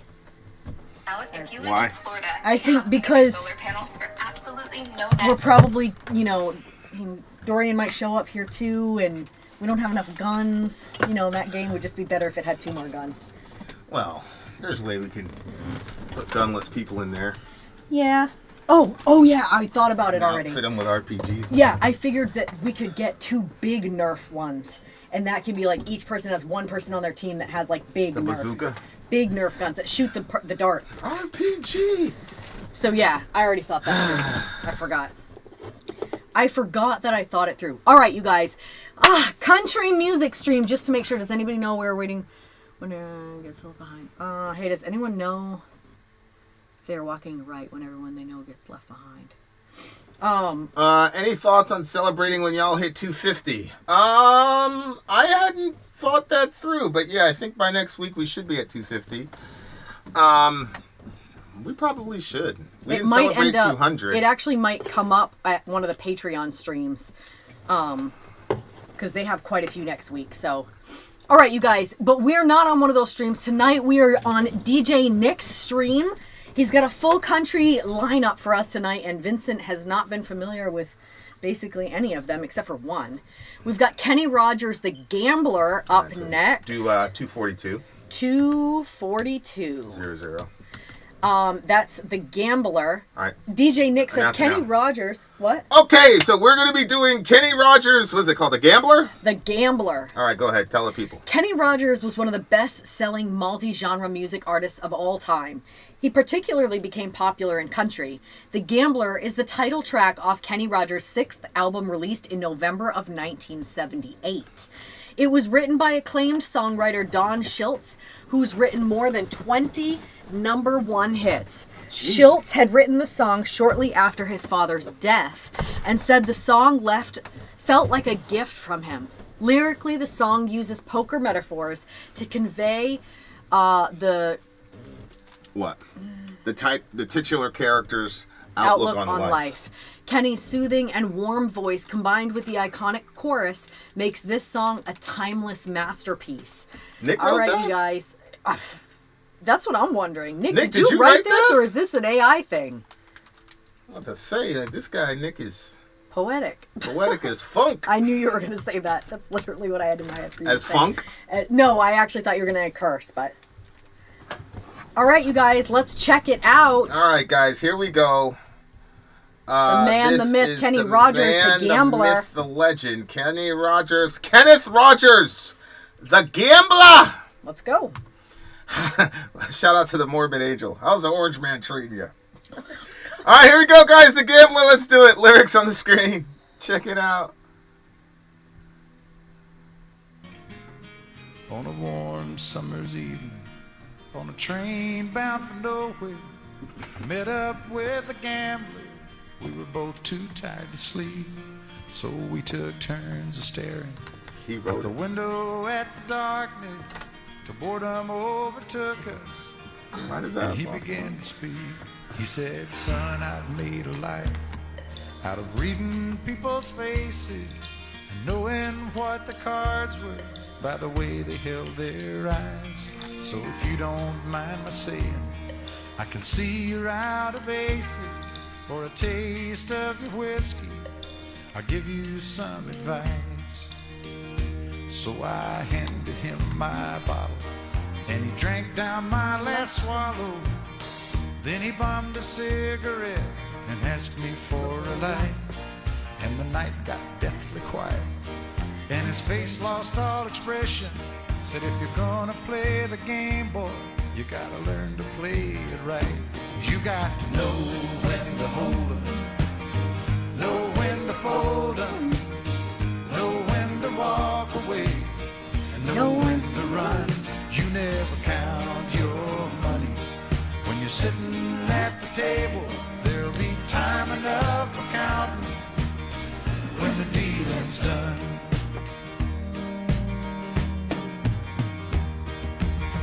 Every gambler knows that the secret to surviving is knowing what to throw away, knowing what to keep. 'Cause every hand's a winner and every hand's a loser, and the best that you can hope for is to die in your sleep. And when he finished speaking, he turned back toward the window, crushed out his cigarette, faded off to sleep. And somewhere in the darkness, the gambler, he broke even. But in his final words, I found an ace that I could keep. You got to know when to hold 'em, know when to fold 'em, know when to walk away, and know when to run. You never count your money when you're sitting at the table. There'll be time enough for counting when the dealing's done. You got to know when to hold 'em, when to hold 'em, know when to fold 'em, know when to walk away, and know when to run. You never count your money when you're sitting at the table. There'll be time enough for counting when the dealing's done. You got to know when to hold 'em, know when to fold 'em, know when to walk away, and know when to run. You never count your money when you're sitting at the table. There'll be time enough for counting when the dealing's done. Okay, that was... All right, The Gambler by Kenny Kenny Rogers. Rogers. Okay. So... You'd heard this song too? Yeah, definitely. So this was one of the elements of country music that I liked. It's sort of like the advice genre of it, where it's this like older person that's kind of dropping some knowledge on you. I knew that you were going to start talking about that. Yeah, and so I like songs like this. Like this is not one that I'd be drawn to like, oh, I hope that song pops on when I'm driving around in my car at 16. But it's definitely one that I don't switch the station when it's playing. The intergenerational wisdom. Yeah, exactly. Yeah. And it's so practical. It's like, I mean, don't count the money at the table. I mean, you just took all the money from that person. Don't count it in their face. Like, go somewhere else. Just really practical, you know, everyday sort of like, you know, this is what you want to do. This is how you should live. What? I like stuff like that. Like, I like it's sort of the Proverbs in life 100%. theme. Like, 100%. you know, you hear these Proverbs and you're like, oh, my father was big on kind of showing us biblical principles in the forms of those Proverbs and talking about them with us so we would understand, like, oh, what do you think this means? And there would be, like, I didn't realize how practical the Proverbs were. I thought that they were, like, because the Proverbs are a little bit, like, poetic, or they carry with it the sort of, like, rhyming or riddle sort of vibe. Yeah, it's wisdom literature. Yeah, the way that it does that, it kind of makes you think that wisdom is sort of hidden or a little bit confusing when you're a kid and you're hearing the Proverbs, because you got to translate it into the actual meaning. But I think that as you grow and you start seeing those principles like work out in life, and you're like, oh wow, yeah, okay, that makes sense. You know, just, you know. Yeah, even that one, the kindness of the wicked is cruel. Yeah. Yeah, stuff like that. Yeah. Or it's better to live in like the corner of an attic than it is to live in a mansion with a contentious woman. Like, either, you know, like. Yep. Answer a fool according to his folly, lest he be wise in his own eyes. Don't answer a fool in his folly, lest he be wise in his own eyes. Mm-hmm. Like, yeah. That's I agree with you. Especially like being a father mm-hmm. that didn't have a father. I do think growing up that there was that gap of. I look back now and I'm like, the things I walked my sons through, mm-hmm. like, you know, one of them was like thousands of miles away. He got himself in trouble, and we could have easily solved the problem financially for him easily. And I'm glad you were there, because you were like, you know, we got to stay strong about this. You said this was going to happen. And so I was like, yeah. So it helped me like stay on track. But no, I didn't give him any material support whatsoever. It really, I don't think was me though that had said it. Because remember, I was like, look, we got to get his mom on the line. Well, she was there. And then she was on the phone on that one, I think. No, right? I'm talking about the one in the hotel. Oh. When he called me up. Yeah, I thought, I didn't realize she was there. Nah, she was there. I That's thought when I had she you was on the guys phone. leave the room. But, yeah, I didn't give him any monetary support. Mm-hmm. But those things are hard. I did walk him through it. Yeah. You know, but it was a lot of questions like, okay, what are your assets? What do you have? What do you know? I actually thought it was actually a really beautiful outworking of like the male-female aspects in a relationship, because there were details about the situation that you kept to the chest. Yeah. And you didn't share all of it with me, but you shared what I should have had.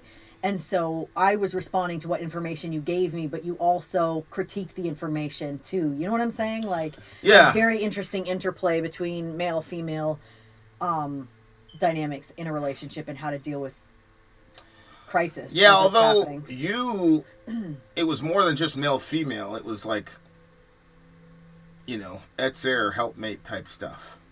Yeah, where it's like this guy needs somebody watching over his shoulder to make sure, you know, and that's when the Bible says that the woman is the helper of the man. Mm-hmm. It's not talking about housework. It's Mm-hmm. talking about these kinds of situations. Yeah. That are extremely complex, that are also extremely emotional, where you need somebody to say, hey, remember you did this, we said this, we got to stay faithful to that, and leave the rest up to God. And it was very difficult because...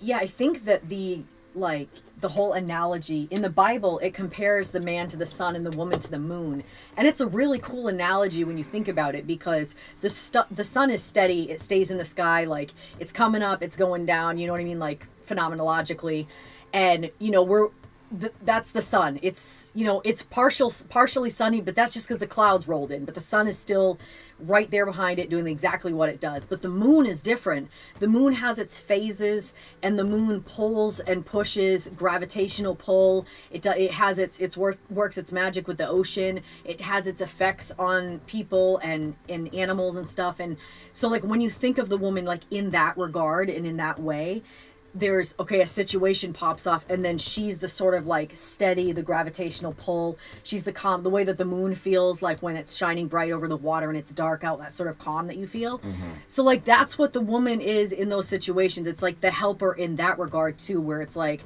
okay, here's the steady. One of the things that I've switched very recently in my parenting is I was always trying to position the kids to do the best. And now I've kind of switched gears, and I'm looking at like their darker side, or their like, these are their like negative, these are the things that could be potentially negative for them. Like, you know, one of them we got, you know, the person just loves to joke. You got to know when to turn that on and when to turn that off.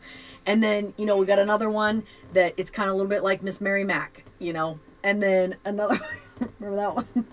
Then, you know, and then, you know, we've got another one who's got charm that's like up on 10. How much do you use your charm?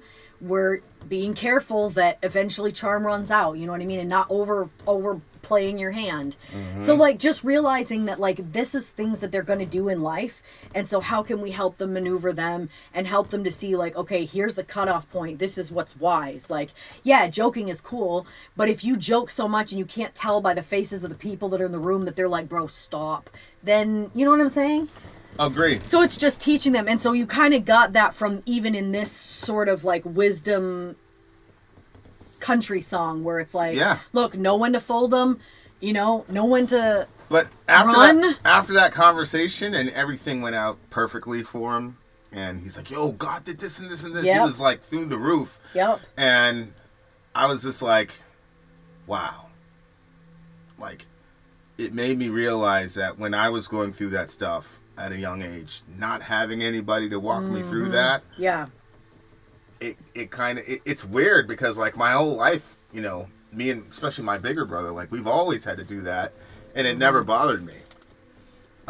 Because it wasn't something I noticed. But I remember like after that conversation happened, and I'm praying for him like crazy and whatever, and he called me back, and God just started moving things like bang, bang, bang. Mm-hmm. Everything he was worried about, God solved the problem like immediately. Mm-hmm. And he's like, you're right, I could trust him, blah, blah, blah. I was stupid, da, da, da, da. And it's like, cool. And then I'm like, yo, I remember when I was in that exact same situation. Pushed to the brink like that. But I didn't have a dad to say, this is normal, every man goes through this. This is your coming of age. When you look back, do you see any influence of like the father nature of the Trinity during that stuff? Like where you kind of understood things or knew things that should have come from a dad? Yeah, my relationship with God changed significantly and never went back after I first heard that we were pregnant with Dorian. Mm-hmm. And when Dorian started, you know, long story, I wasn't supposed to be able to have kids, whatever. So,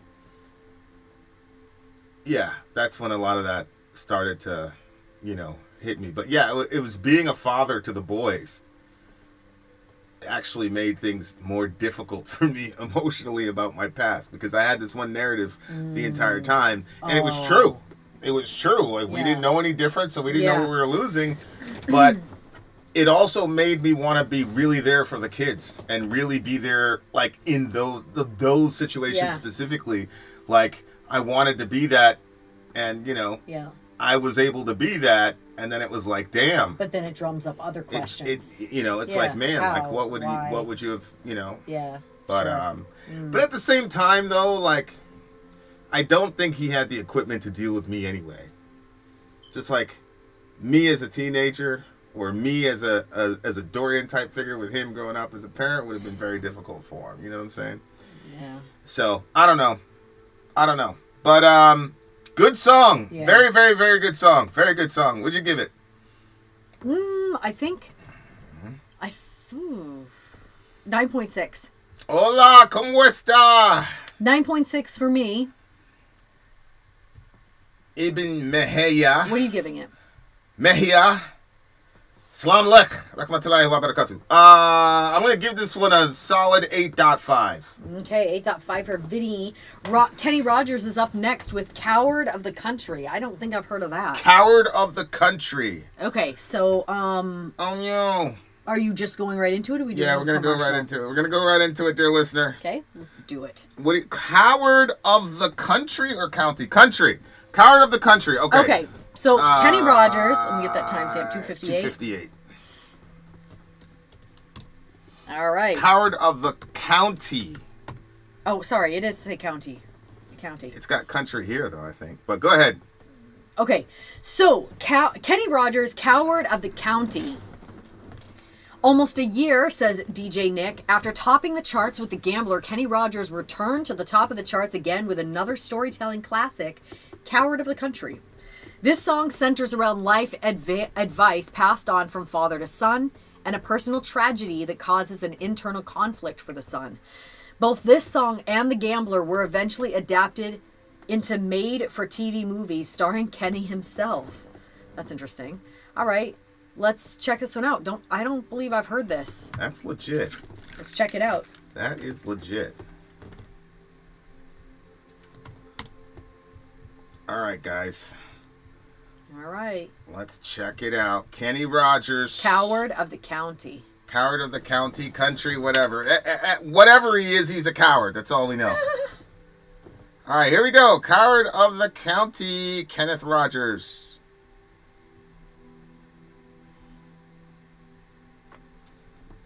Of course you're gonna do this to me, Kenny Rogers. Why, you don't want us to leave? How dare you? Yeah. It doesn't want us to leave. Stay. Let's talk to the people. All right, you guys, we can do a random Ask Me Anything. Okay, so that's green. I listened to the song many times, says Steve. Steve, why? Was it for the advice, like, vibe of it, or what was your reasoning, or was it did you relate to the tragedy? Like, where were you at? Why a bunch of times? Oh.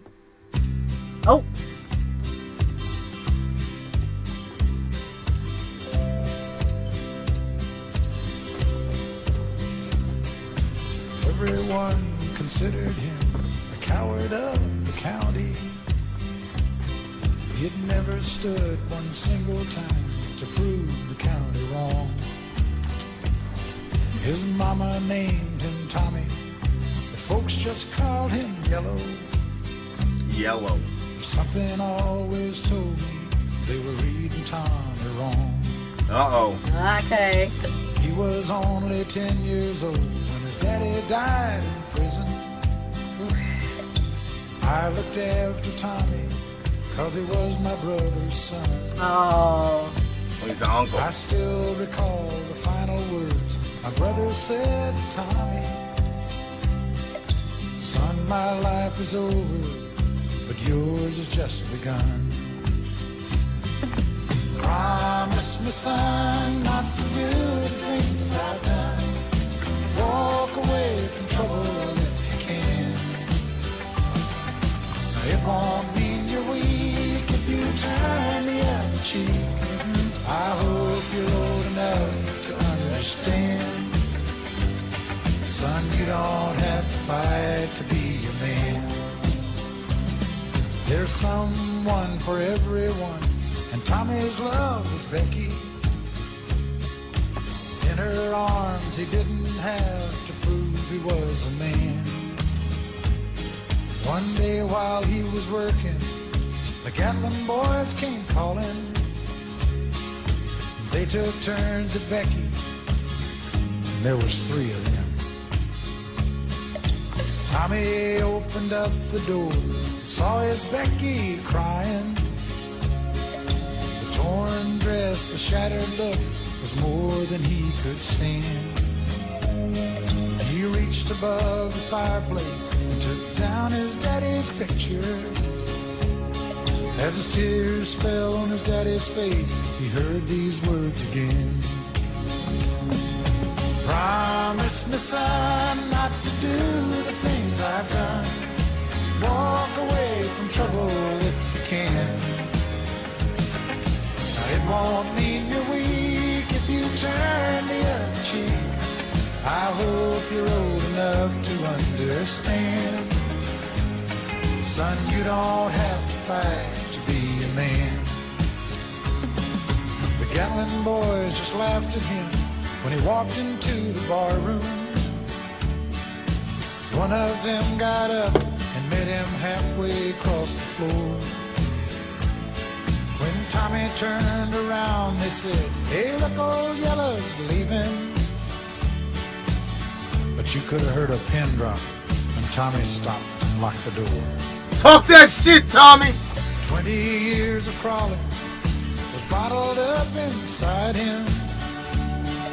He wasn't holding nothing back, he let them have it all. When Tommy left the bar room, not a Gatlin boy was standing.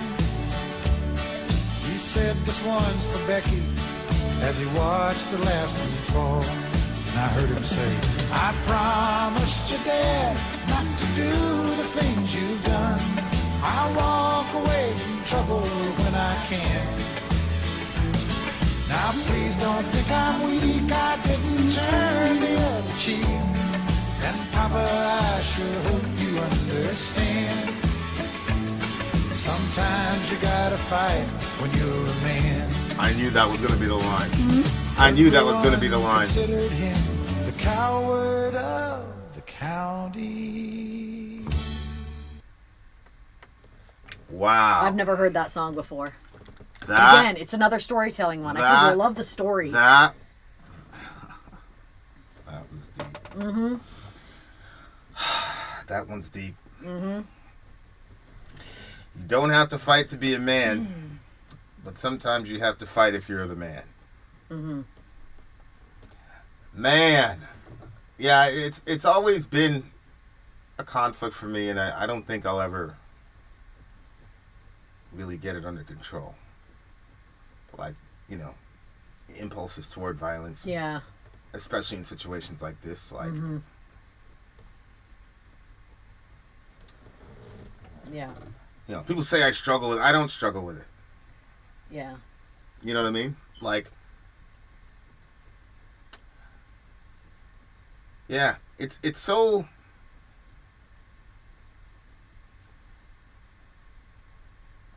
Yeah, it's not. I talk to some of my friends once in a while when we talk about shit, but like, I just stare in the mirror and be like, "Yo, you're the person that you did XYZ thing, like you."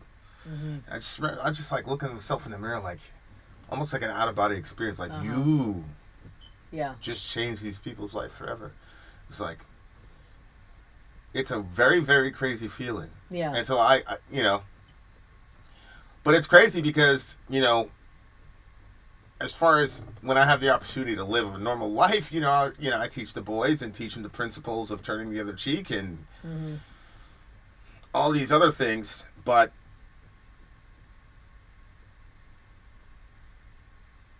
it's very, very hard to, it's difficult because every father wants their kid to be better than them, you know, but I also, to me, cowardice is one of the worst, most unforgivable sins in a man, is cowardice. And there's a difference between... You've been graced with a lot of whatever the opposite of coward is. It's just, you don't have cowardice in you, so it's hard for you to you're graced a lot with that. I don't think that's... I think some people are not, and they're full of fear, and so they're a coward, and... I mean, there's no glory in being a coward. Like, I think some people are trapped in their own fear. Yeah, but everybody has fear. Coward is just somebody who succumbs to it.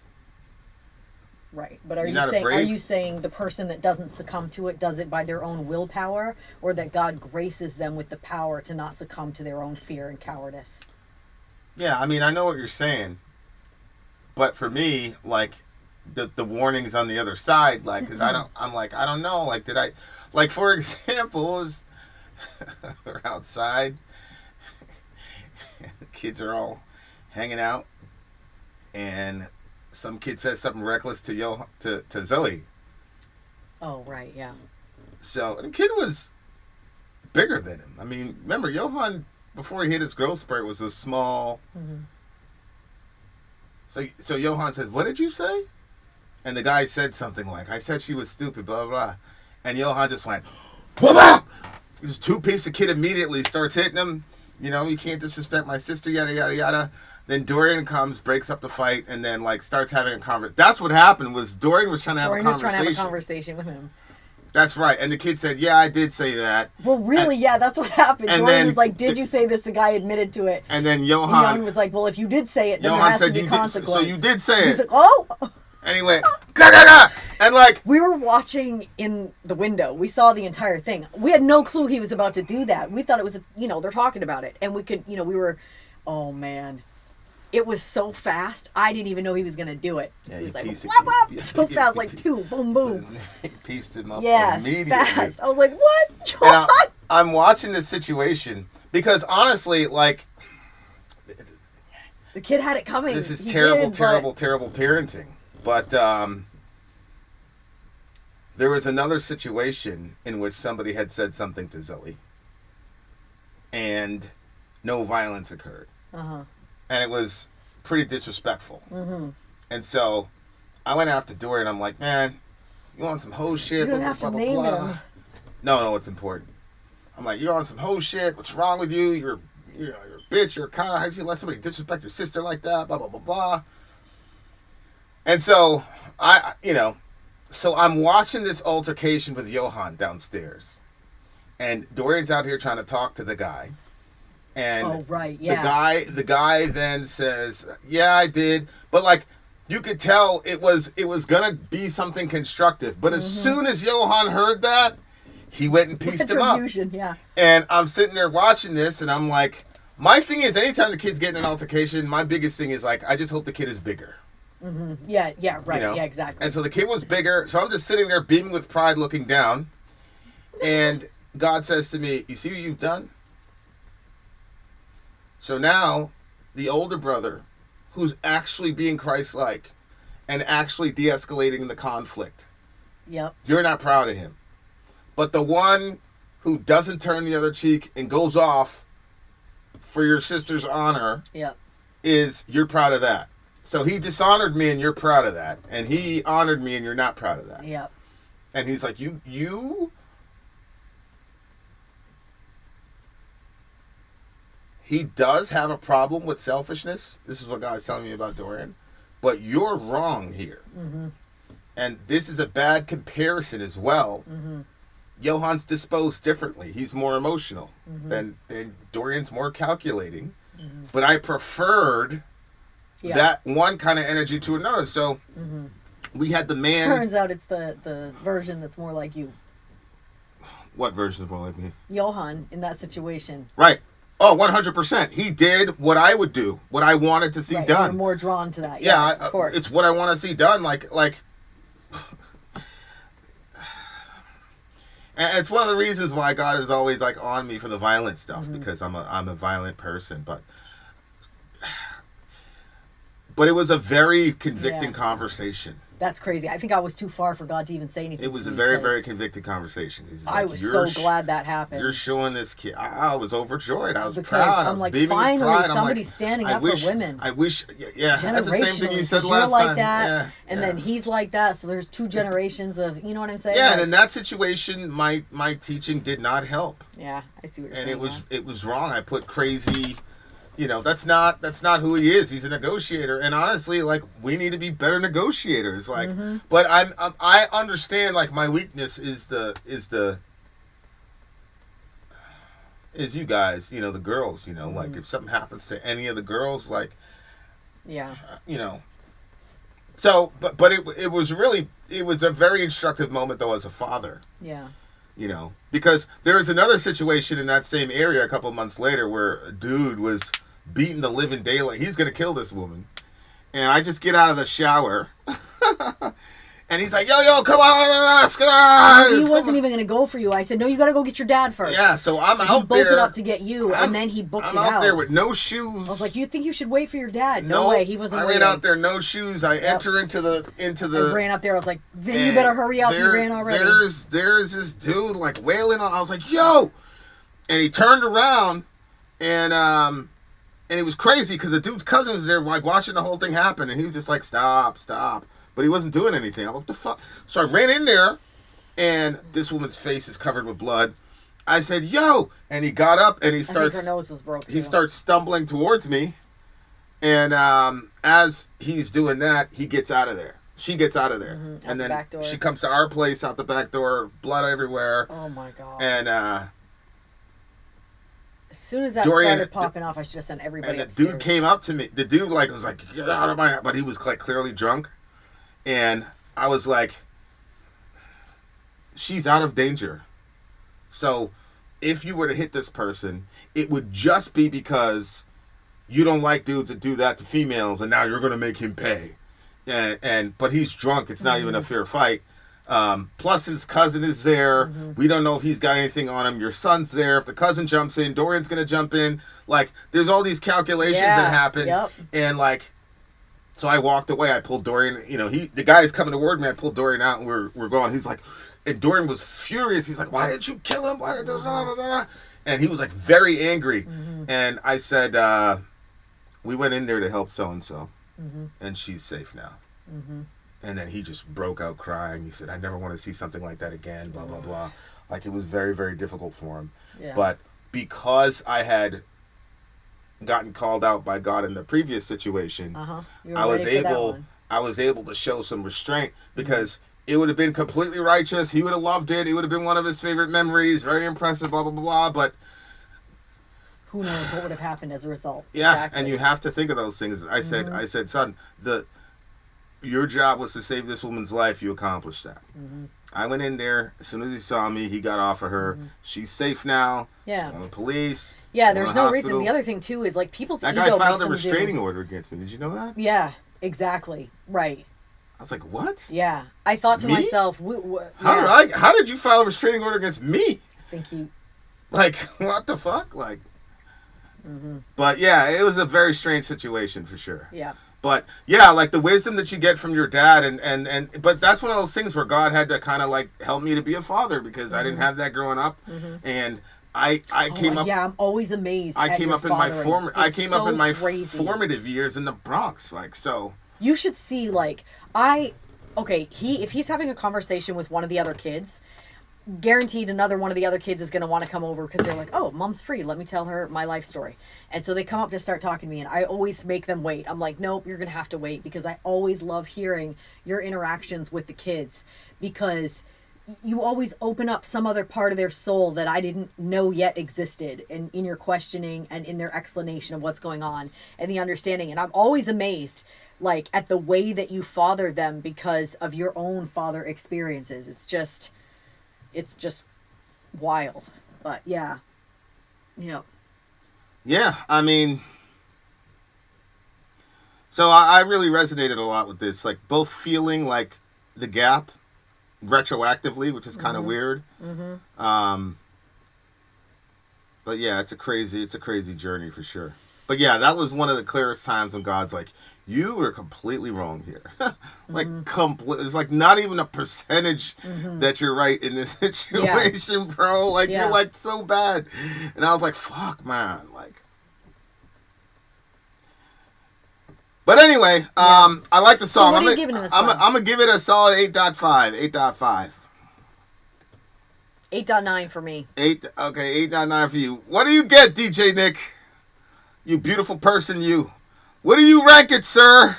8.9. This is great. Who gave it 8.9? I did. I was asking Nick. Yeah, I know. We've already heard enough from the penny section. That's what my mom used to say. I never really understood why that was an insult. What do you mean the penny section? Does that make any sense to you? Yeah, it does. What does that mean? It sounds like the section that got in their ticket was only a penny, so it's some, the plebes down there. Oh, in other so you're words, all the... You don't have enough money to be making any judgment of you're the penny section. Okay. That's my guess. That's how she used to talk shit when we were playing dominoes. She's like, what you come from the penny section? Come put down the card. Yeah, I was like, the penny section? I knew it was an insult. I said, I know it's an insult. I just don't understand. That's my guess. I mean, I don't really know. My mother never felt the need to explain any of these phrases to me either. I was like, what are you even talking about? Hunter gives it a 9.8 and Nick gives it a 9.6. Oh my. 9.6. I'm gonna give Nick a 9.6 for this fucking stream because he put it together well. You didn't hate the whole thing. You're walking away from it saying, he's adding one of the songs to his playlist, The Thunder Rolls. Yeah. No, but I'm not gonna lie, that was a really good song. The most fun one. That's an all-time song. You cannot tell that Thunder Roll song. You cannot tell what year that was or what era that was. Yeah, it's good. You know what I'm saying? Like, that song's gonna be a 10 in 100 years from now. I mean, really, the thunder was a feature in the song, so thunder is the same no matter what year you're in. Dude. But listen, my favorite one, honestly, was Save a Horse. Like doing that review with you was funny. I was just thinking to myself yesterday how very lucky I am. Wait, why?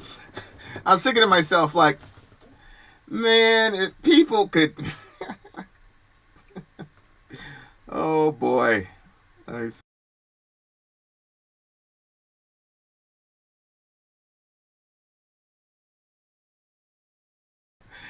was like, wow. I'm suffering for the Lord. Before you call, I will answer. Right. That's what he said. So yeah, that one was definitely the most fun for me to see a reaction to. That's a shocker. And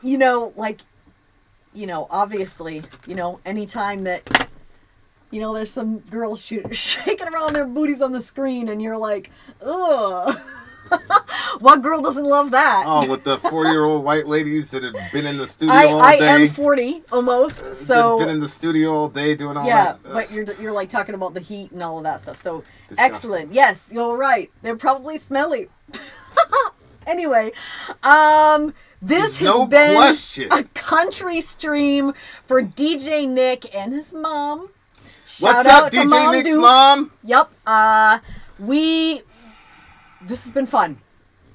I have really enjoyed doing country night with all of you. Yeah. I think country has come because country was in the basement. Prague is on the bottom floor, obviously, but country was like under the basement. Mm-hmm. So country has now ascended. Prague is like dirt floor. Yeah. It has ascended like very close to the dirt floor. Obviously, Prague is an abomination that was prophesied in the Bible. But this one was really, really good too. I really enjoyed it. Okay, I'm going to shoot a Middle America video. If you guys want to be on Middle America, you can come check us out. As I said, though, love your neighbor, take care of each other. Vin out. Sori out. Gone. Have a good weekend.